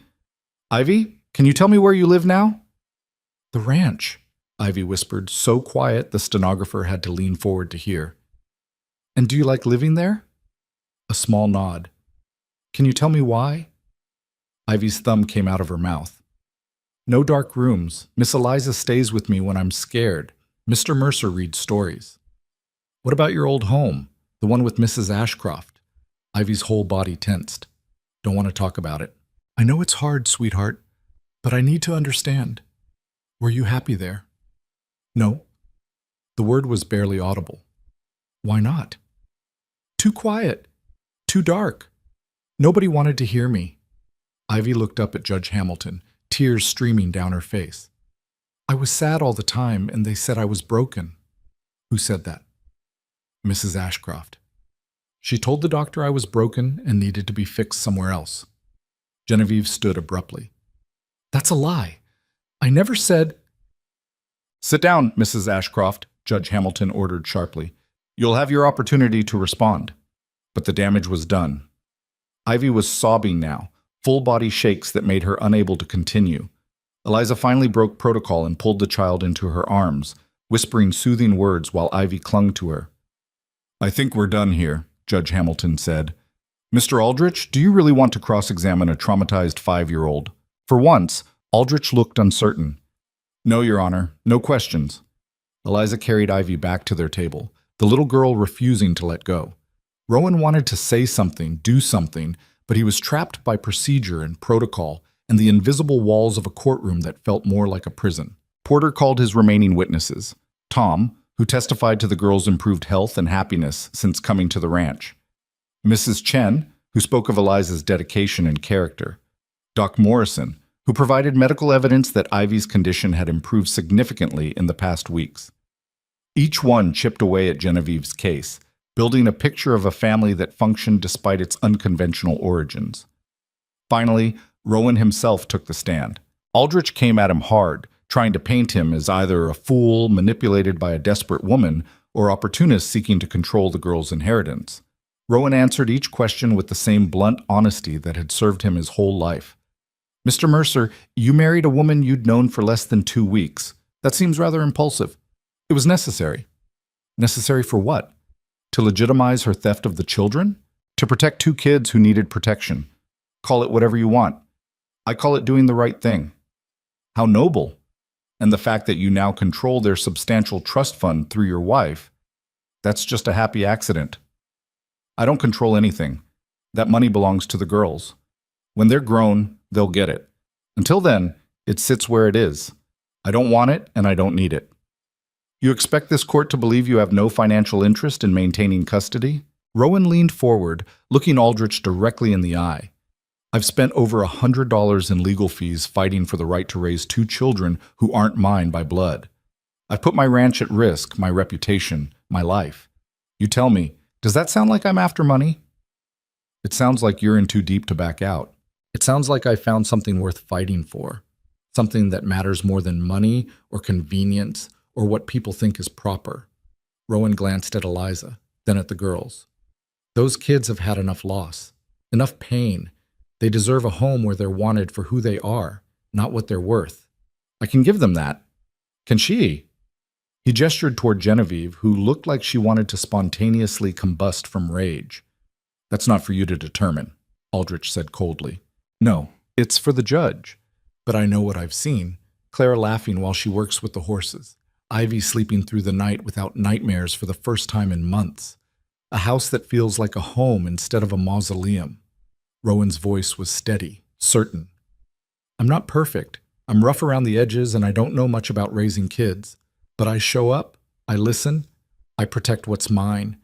And those girls are mine now, same as if I'd fathered them myself. Even though you married their sister purely as legal strategy? I married Eliza because she was willing to sacrifice everything for those girls, because she saw 2 children suffering and couldn't walk away.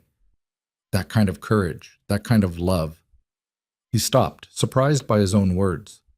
Yeah, it started as strategy, but it became something real, something that matters. Aldrich had no response to that. He dismissed Rowan with a wave of disgust and called for a recess while he prepared his closing arguments. The final hour of the trial passed in a blur. Aldrich argued precedent and legal rights and the sanctity of properly executed wills. Porter countered with the children's testimony, their obvious attachment to the Mercers, the evidence of Genevieve's neglect. Both men spoke eloquently about justice and family and what was best for Clara and Ivy. But Rowan barely heard any of it. He was watching Judge Hamilton's face, trying to read which way the decision would fall. The old judge gave nothing away, just sat with his chin in his hand, looking tired and sad and like he wished he was anywhere else. Finally, both lawyers finished. Judge Hamilton straightened in his chair. I'm going to take a brief recess to consider my decision. We'll reconvene in 30 minutes. Those 30 minutes felt like 30 hours. They waited in the hallway, Ivy asleep in Eliza's arms from exhaustion, Clara pressed against Rowan's side. Tom and the ranch hands stood in a protective circle, keeping the curious townspeople at bay. No one spoke. There was nothing left to say. When they were called back, Rowan's heart was pounding so hard he could hear it in his ears. This was it. Everything they'd fought for, everything they'd built, came down to whatever words were about to come out of Judge Hamilton's mouth. The judge looked at both tables, his expression grave. This has been one of the most difficult cases I've had to decide in my 20 years on the bench. On one hand, we have a legal guardian appointed by a valid will, a woman of means and social standing who can provide material benefits. On the other, we have a newly formed family built on unconventional foundations, but demonstrating genuine care and attachment. Rowan couldn't breathe. Beside him, Eliza's hand found his under the table, gripping tight enough to hurt. The law is clear about the rights of legal guardians, but the law also recognizes that the best interests of the child must be paramount. I've listened to testimony from both sides. I've heard from the children themselves, and I've had to weigh legal precedent against human reality. Get on with it, Rowan thought desperately. Mrs. Ashcroft, you are technically within your rights to reclaim custody. The will names you as guardian, and that carries legal weight. However, Judge Hamilton paused. However, the evidence suggests that your interest in these children is more financial than familial. The testimony about the conditions in your home, corroborated by the children's own words, raises serious concerns about your fitness as a guardian. Genevieve's face went pale. Mr. and Mrs. Mercer, your marriage may have begun as a legal strategy, but I've seen enough marriages in this courtroom to recognize genuine attachment when I see it. More importantly, those children are thriving in your care in ways they clearly weren't before. Hope flared in Rowan's chest, dangerous and painful. Therefore, it is the decision of this court the custody of Clara and Ivy Ashcroft will remain with Mr. and Mrs. Rowan Mercer, pending a review in 6 months to ensure continued stability and proper care. The courtroom erupted. Genevieve was on her feet screaming about injustice and corruption. Aldrich was shouting objections. Tom and the ranch hands were cheering, and Rowan just sat there, stunned, barely believing what he'd just heard. They'd won. Eliza was crying, clutching Ivy so tight the little girl squeaked in protest. Clara threw her arms around Rowan's neck, and he hugged her back, this serious little girl who'd become his daughter in everything but blood. Judge Hamilton banged his gavel. Order.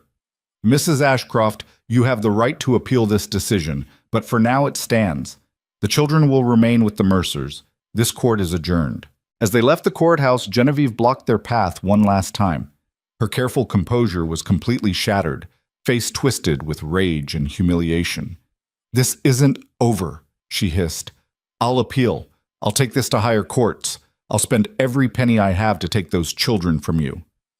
Then you'll spend it all for nothing, Eliza said quietly. Because we're not giving them up. Not now. Not ever. You're nobody. A bastard who got lucky.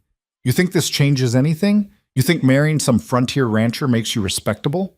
No, Eliza said, but it makes me their mother. And that's all that matters. They walked past her, a family in the truest sense, heading home to a ranch that had become something none of them expected. A place where broken people could heal, where love mattered more than blood, where second chances were possible even for those who thought they'd run out of options. The sunset was painting the sky gold and crimson as they drove back, the girls asleep in the back of the wagon, exhausted from the day's emotion. Rowan held the reins with one hand, his other arm around Eliza's shoulders. She leaned into him, and it felt natural. Right. We did it, she whispered. Yeah, we did. What happens now? Rowan thought about the future stretching ahead, the appeal that might come, the 6-month review, the daily work of raising 2 girls who'd already been through too much. It should have terrified him. Instead, it felt like possibility. Now we go home, he said, and we build the life we fought for. And that's exactly what they did. The months that followed the trial didn't unfold like some fairy tale where everything suddenly became perfect. Real life was messier than that, full of setbacks and small victories, and days when Rowan wondered if he'd bitten off more than he could chew. The appeal came 3 weeks after the verdict, exactly as Genevieve had promised. Porter filed the necessary responses, and the waiting began again. Another shadow hanging over them, another deadline looming somewhere in the uncertain future. But this time felt different. They had Judge Hamilton's ruling in their favor. They had 6 months of documented stability to build on, and most importantly, they had stopped running. The ranch itself became both sanctuary and proving ground. Rowan threw himself into teaching Clara everything he knew about cattle and horses and the 100 small skills that kept a ranch functioning. She soaked it up with fierce concentration, asking questions that showed she was thinking ahead, planning for a future she could finally believe in. One afternoon in late fall, he found her in the barn trying to saddle Copper by herself. The mare was patient, but Clara was too small to lift the heavy saddle properly. She struggled with it, determination etched into every line of her small body, refusing to ask for help. "You're going to hurt yourself," Rowan said, stepping in to take the saddle from her hands. "I can do it," Clara protested, but her arms were shaking from the effort. "I know you can, but that doesn't mean you should do it alone." He positioned the saddle properly, then guided Clara's hands to show her the technique. "There's no shame in accepting help, kid. Smart people know when to ask for it." Clara looked up at him, something vulnerable in her expression. "What if I mess up? What if I'm not good enough and you decide you don't want me anymore?" The question hit Rowan like a fist to the chest. "Clara, Mrs. Ashcroft said we were too much trouble, that nobody would really want us long-term because we came with too many problems." Her voice was small, scared in a way she rarely let herself be. What if she was right? Rowan crouched down until he was eye level with her. "Listen to me. You could mess up every day for the rest of your life, and I'd still want you here. You know why? Because you're my daughter now. Not by blood, maybe, but by choice. And choice is stronger than blood ever was." "You really mean that? Have I ever lied to you?" Clara considered this seriously. "No. Then believe me when I say you're stuck with me. For better or worse, you're a Mercer now. That means something." She threw her arms around his neck, hugging him with the desperate intensity of a child who'd spent too long believing she was disposable. Rowan hugged her back, this serious little girl who'd become the daughter he never knew he wanted, and felt something in his chest crack open, some last wall he'd been holding onto finally crumbling. Ivy's healing was slower, more fragile, full of backslides and breakthroughs that came in unexpected moments. The nightmares persisted for months, violent dreams that left her screaming in the darkness. But gradually, they became less frequent. She started venturing further from Eliza's side, exploring the ranch with cautious curiosity. She made friends with the barn cats, spent hours playing in the dirt, making elaborate kingdoms for bugs and beetles, slowly becoming a child instead of just a frightened shadow. The breakthrough came on a rainy afternoon in December. Ivy had been helping Eliza in the kitchen, more hindrance than help, really, but Eliza never said so, when thunder rumbled across the sky. Rowan tensed, waiting for the panic attack that had become routine during storms. Instead, Ivy just looked up at the ceiling, listening to the rain drum against the roof. "It's loud," she said calmly, "but we're safe inside." Eliza stopped kneading bread dough, staring at her sister in amazement. "Yes, sweetheart, we're safe." The dark room wasn't safe, but this house is. Ivy went back to playing with the measuring cups, as if she hadn't just articulated the core of her trauma and healing in 2 simple sentences. That night, Rowan found Eliza crying in their bedroom. Not sad tears, relieved ones.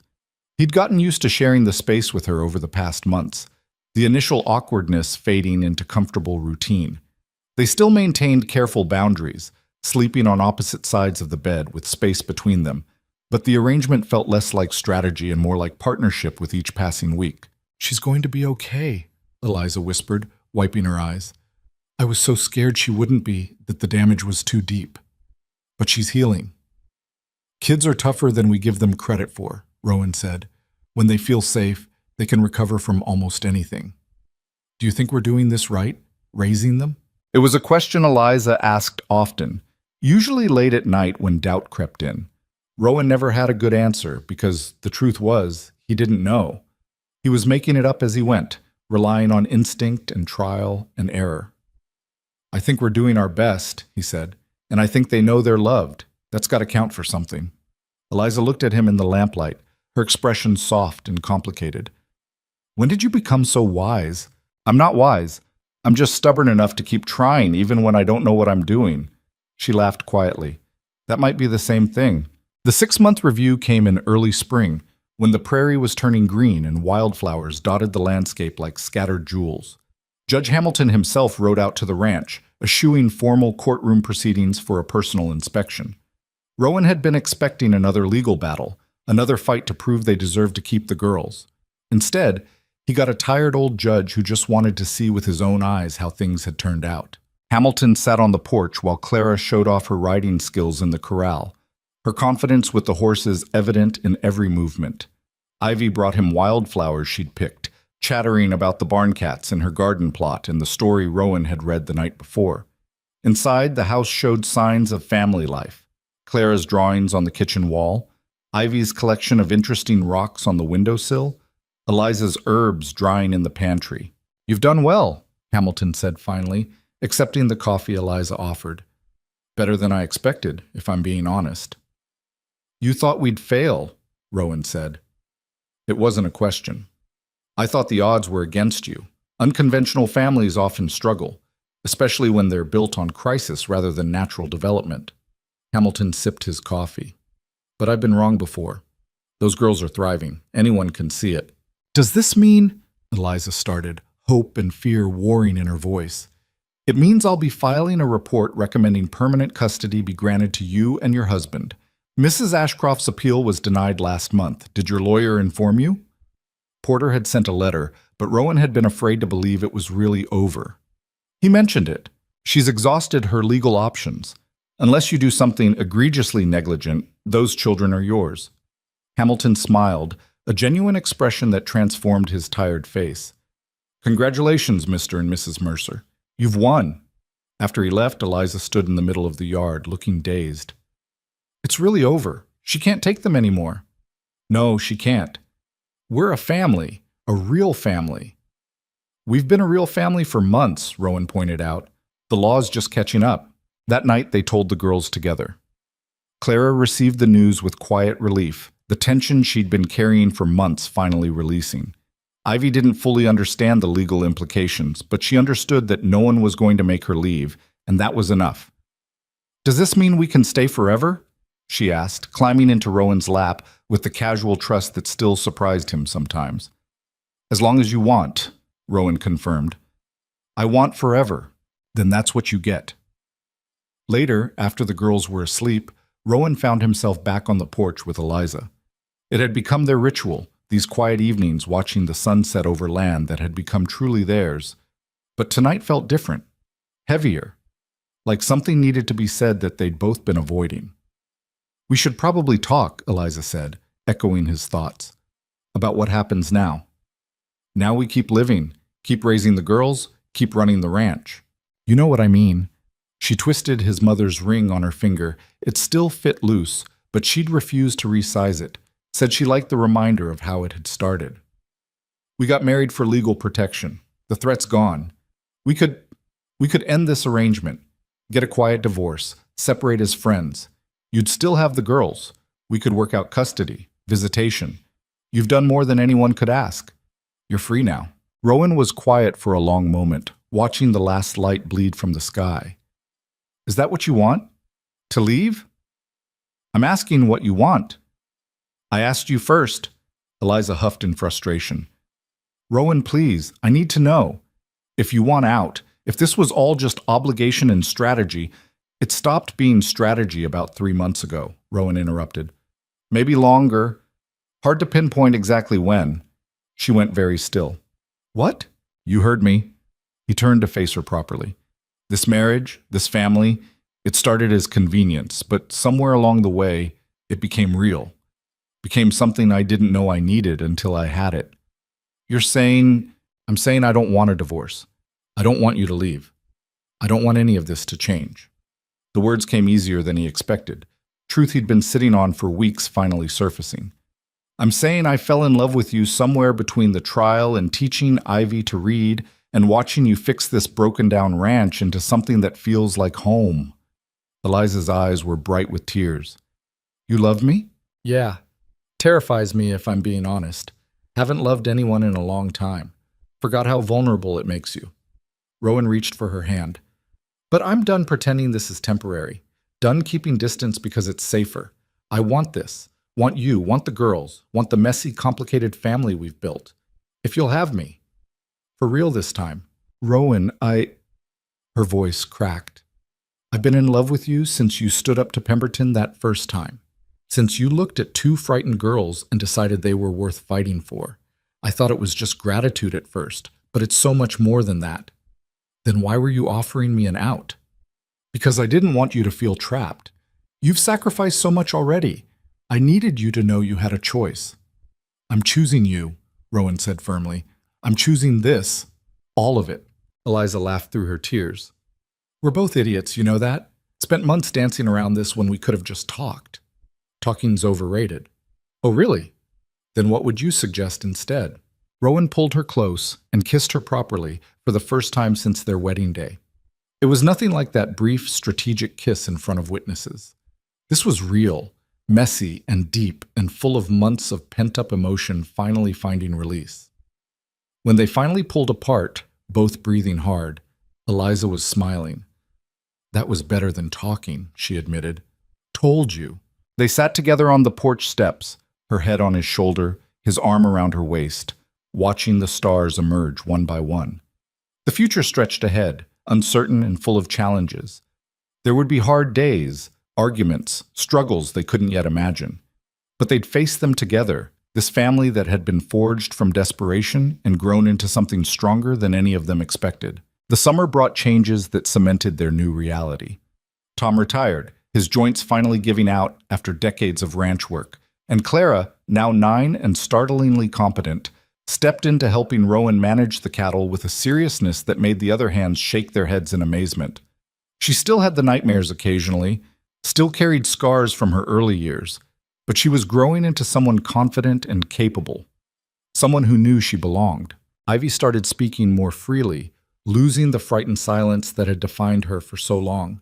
She chattered constantly now, telling elaborate stories about the barn cat's secret lives and the adventures of her garden vegetables.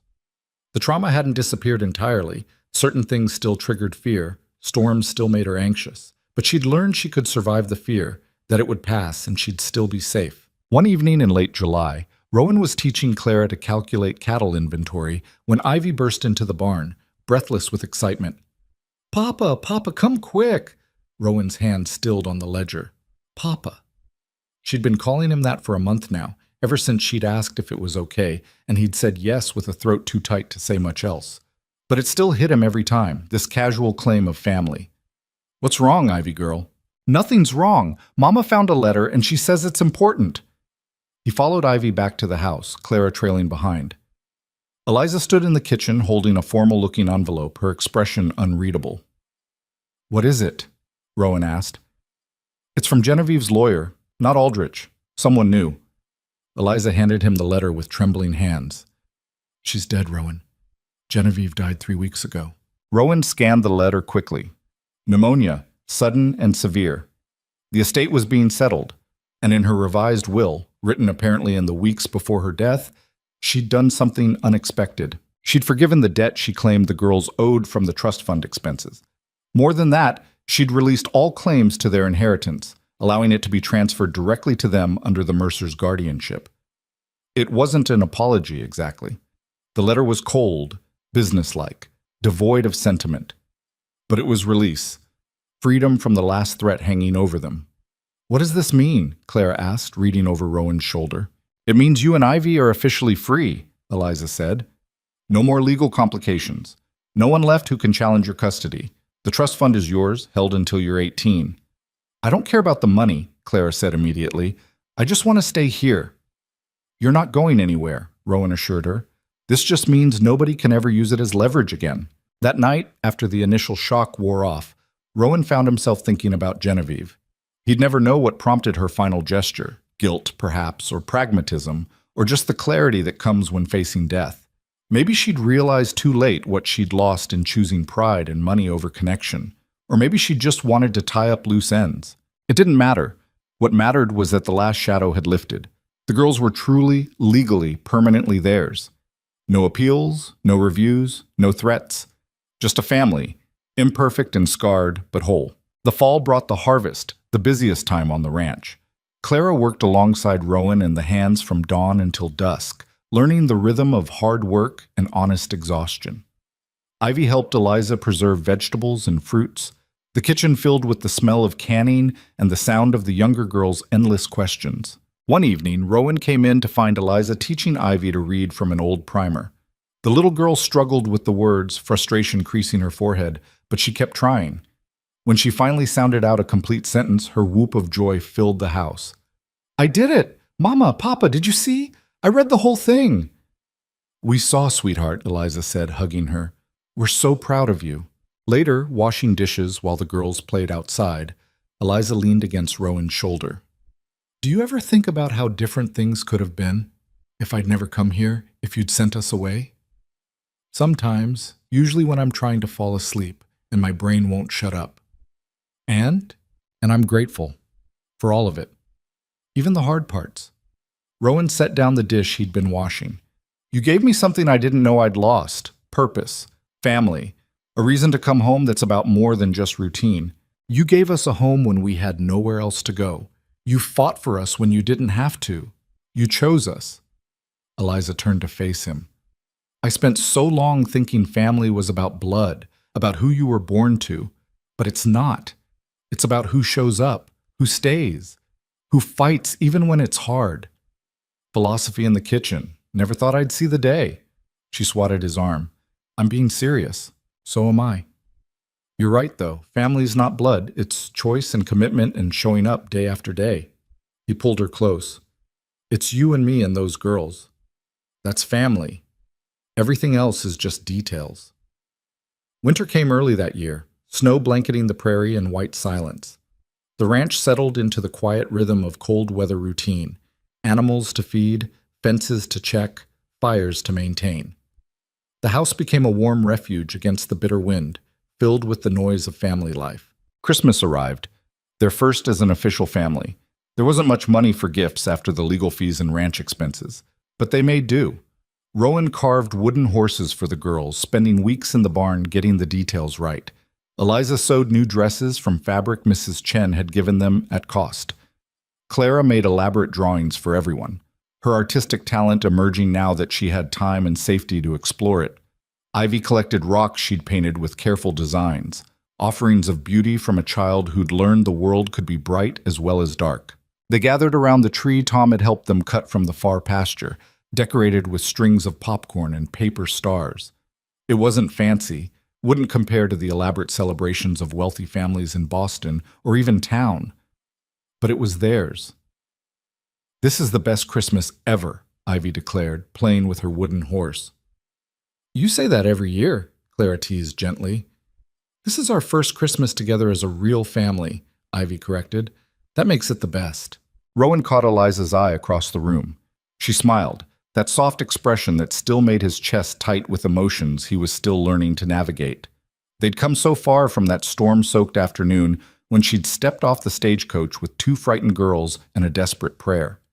They'd fought battles he never expected, built something from nothing, proved that family could be chosen as well as born. Later, when the girls were asleep and the house was quiet, Rowan and Eliza stood at the bedroom window, watching snow fall across the dark prairie. His arm was around her waist, her head resting on his shoulder, comfortable in a way they'd earned through months of learning each other's rhythms. "Do you ever regret it?" Eliza asked quietly. "Taking us in? Turning your whole life upside down?" Rowan thought about the question seriously. His life before had been simple, solitary, safe from complications and heartbreak. It had also been empty, a routine that passed for living without actually being alive. These past months had been chaotic, terrifying, full of legal battles and emotional landmines and responsibilities he'd never asked for. They'd also been the best months of his life. "No," he said finally, "not even once. Not even when Ivy had nightmares every night for 2 weeks straight?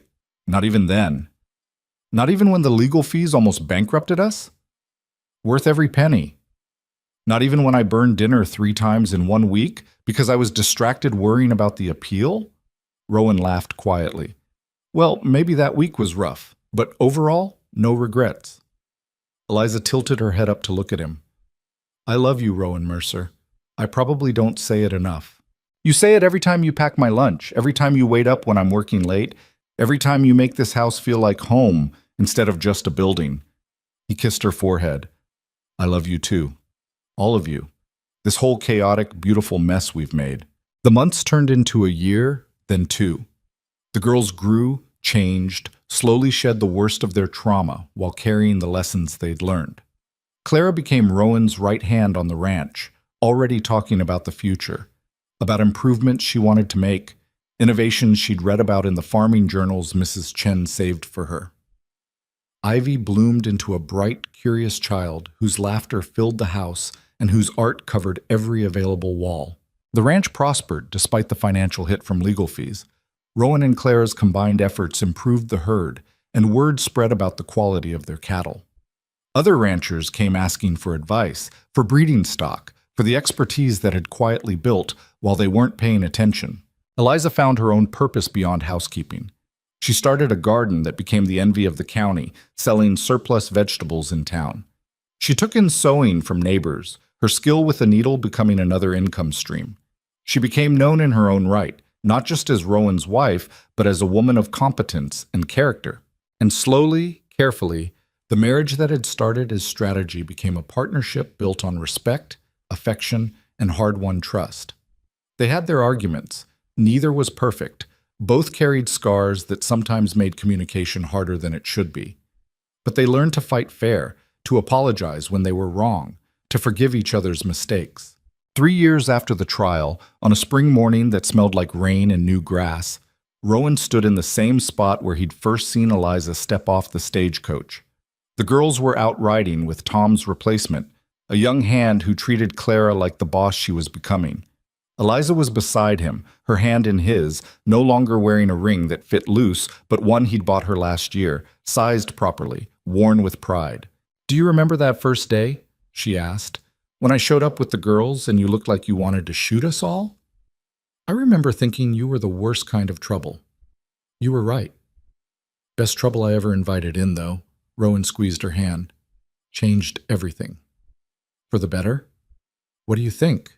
Eliza looked around at the ranch they'd built together, not just the physical structures, but the life they'd created, the family they'd forged from desperation and determination. Yeah, for the better. In the end, that's what it came down to.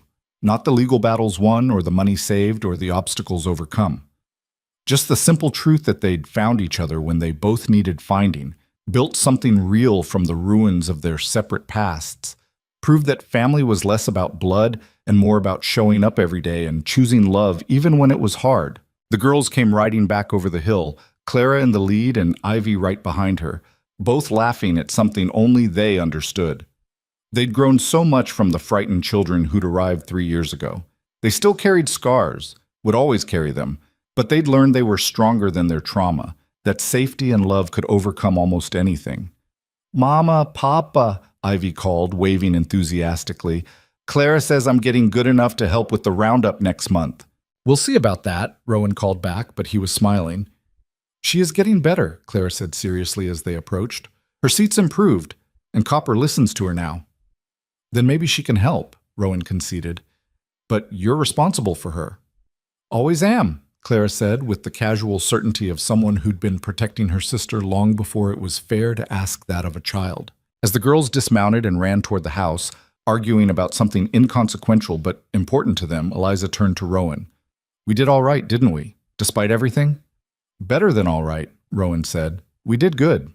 And standing there in the morning sun with his wife beside him and his daughters disappearing into the house they'd made a home, Rowan Mercer finally understood what he'd been missing all those years he'd chosen isolation over connection. He understood that walls kept out pain, but they also kept out joy. That safety wasn't found in solitude, but in the messy, complicated, beautiful chaos of people who loved you despite your flaws. He understood that family wasn't something you were born into, but something you built, day by day, choice by choice, through the hard work of showing up and staying even when it was easier to leave. And he understood, finally, that the lonely man who'd wanted nothing more than silence and routine had been wrong about what he needed. What he'd needed was exactly what he'd found: a reason to come home, people worth fighting for, a life that meant something beyond mere survival. The storm-battered stranger who'd stepped onto his land 3 years ago hadn't destroyed his world. She'd saved it, saved him, given him purpose and family and love he hadn't known he was capable of feeling. And that, more than any victory in court or triumph over adversity, was the real miracle. Not that they'd won the legal battle, but that they'd won each other. Not that they'd built a family despite the odds, but that they'd chosen to keep building it every single day. Some stories end with grand gestures and dramatic revelations.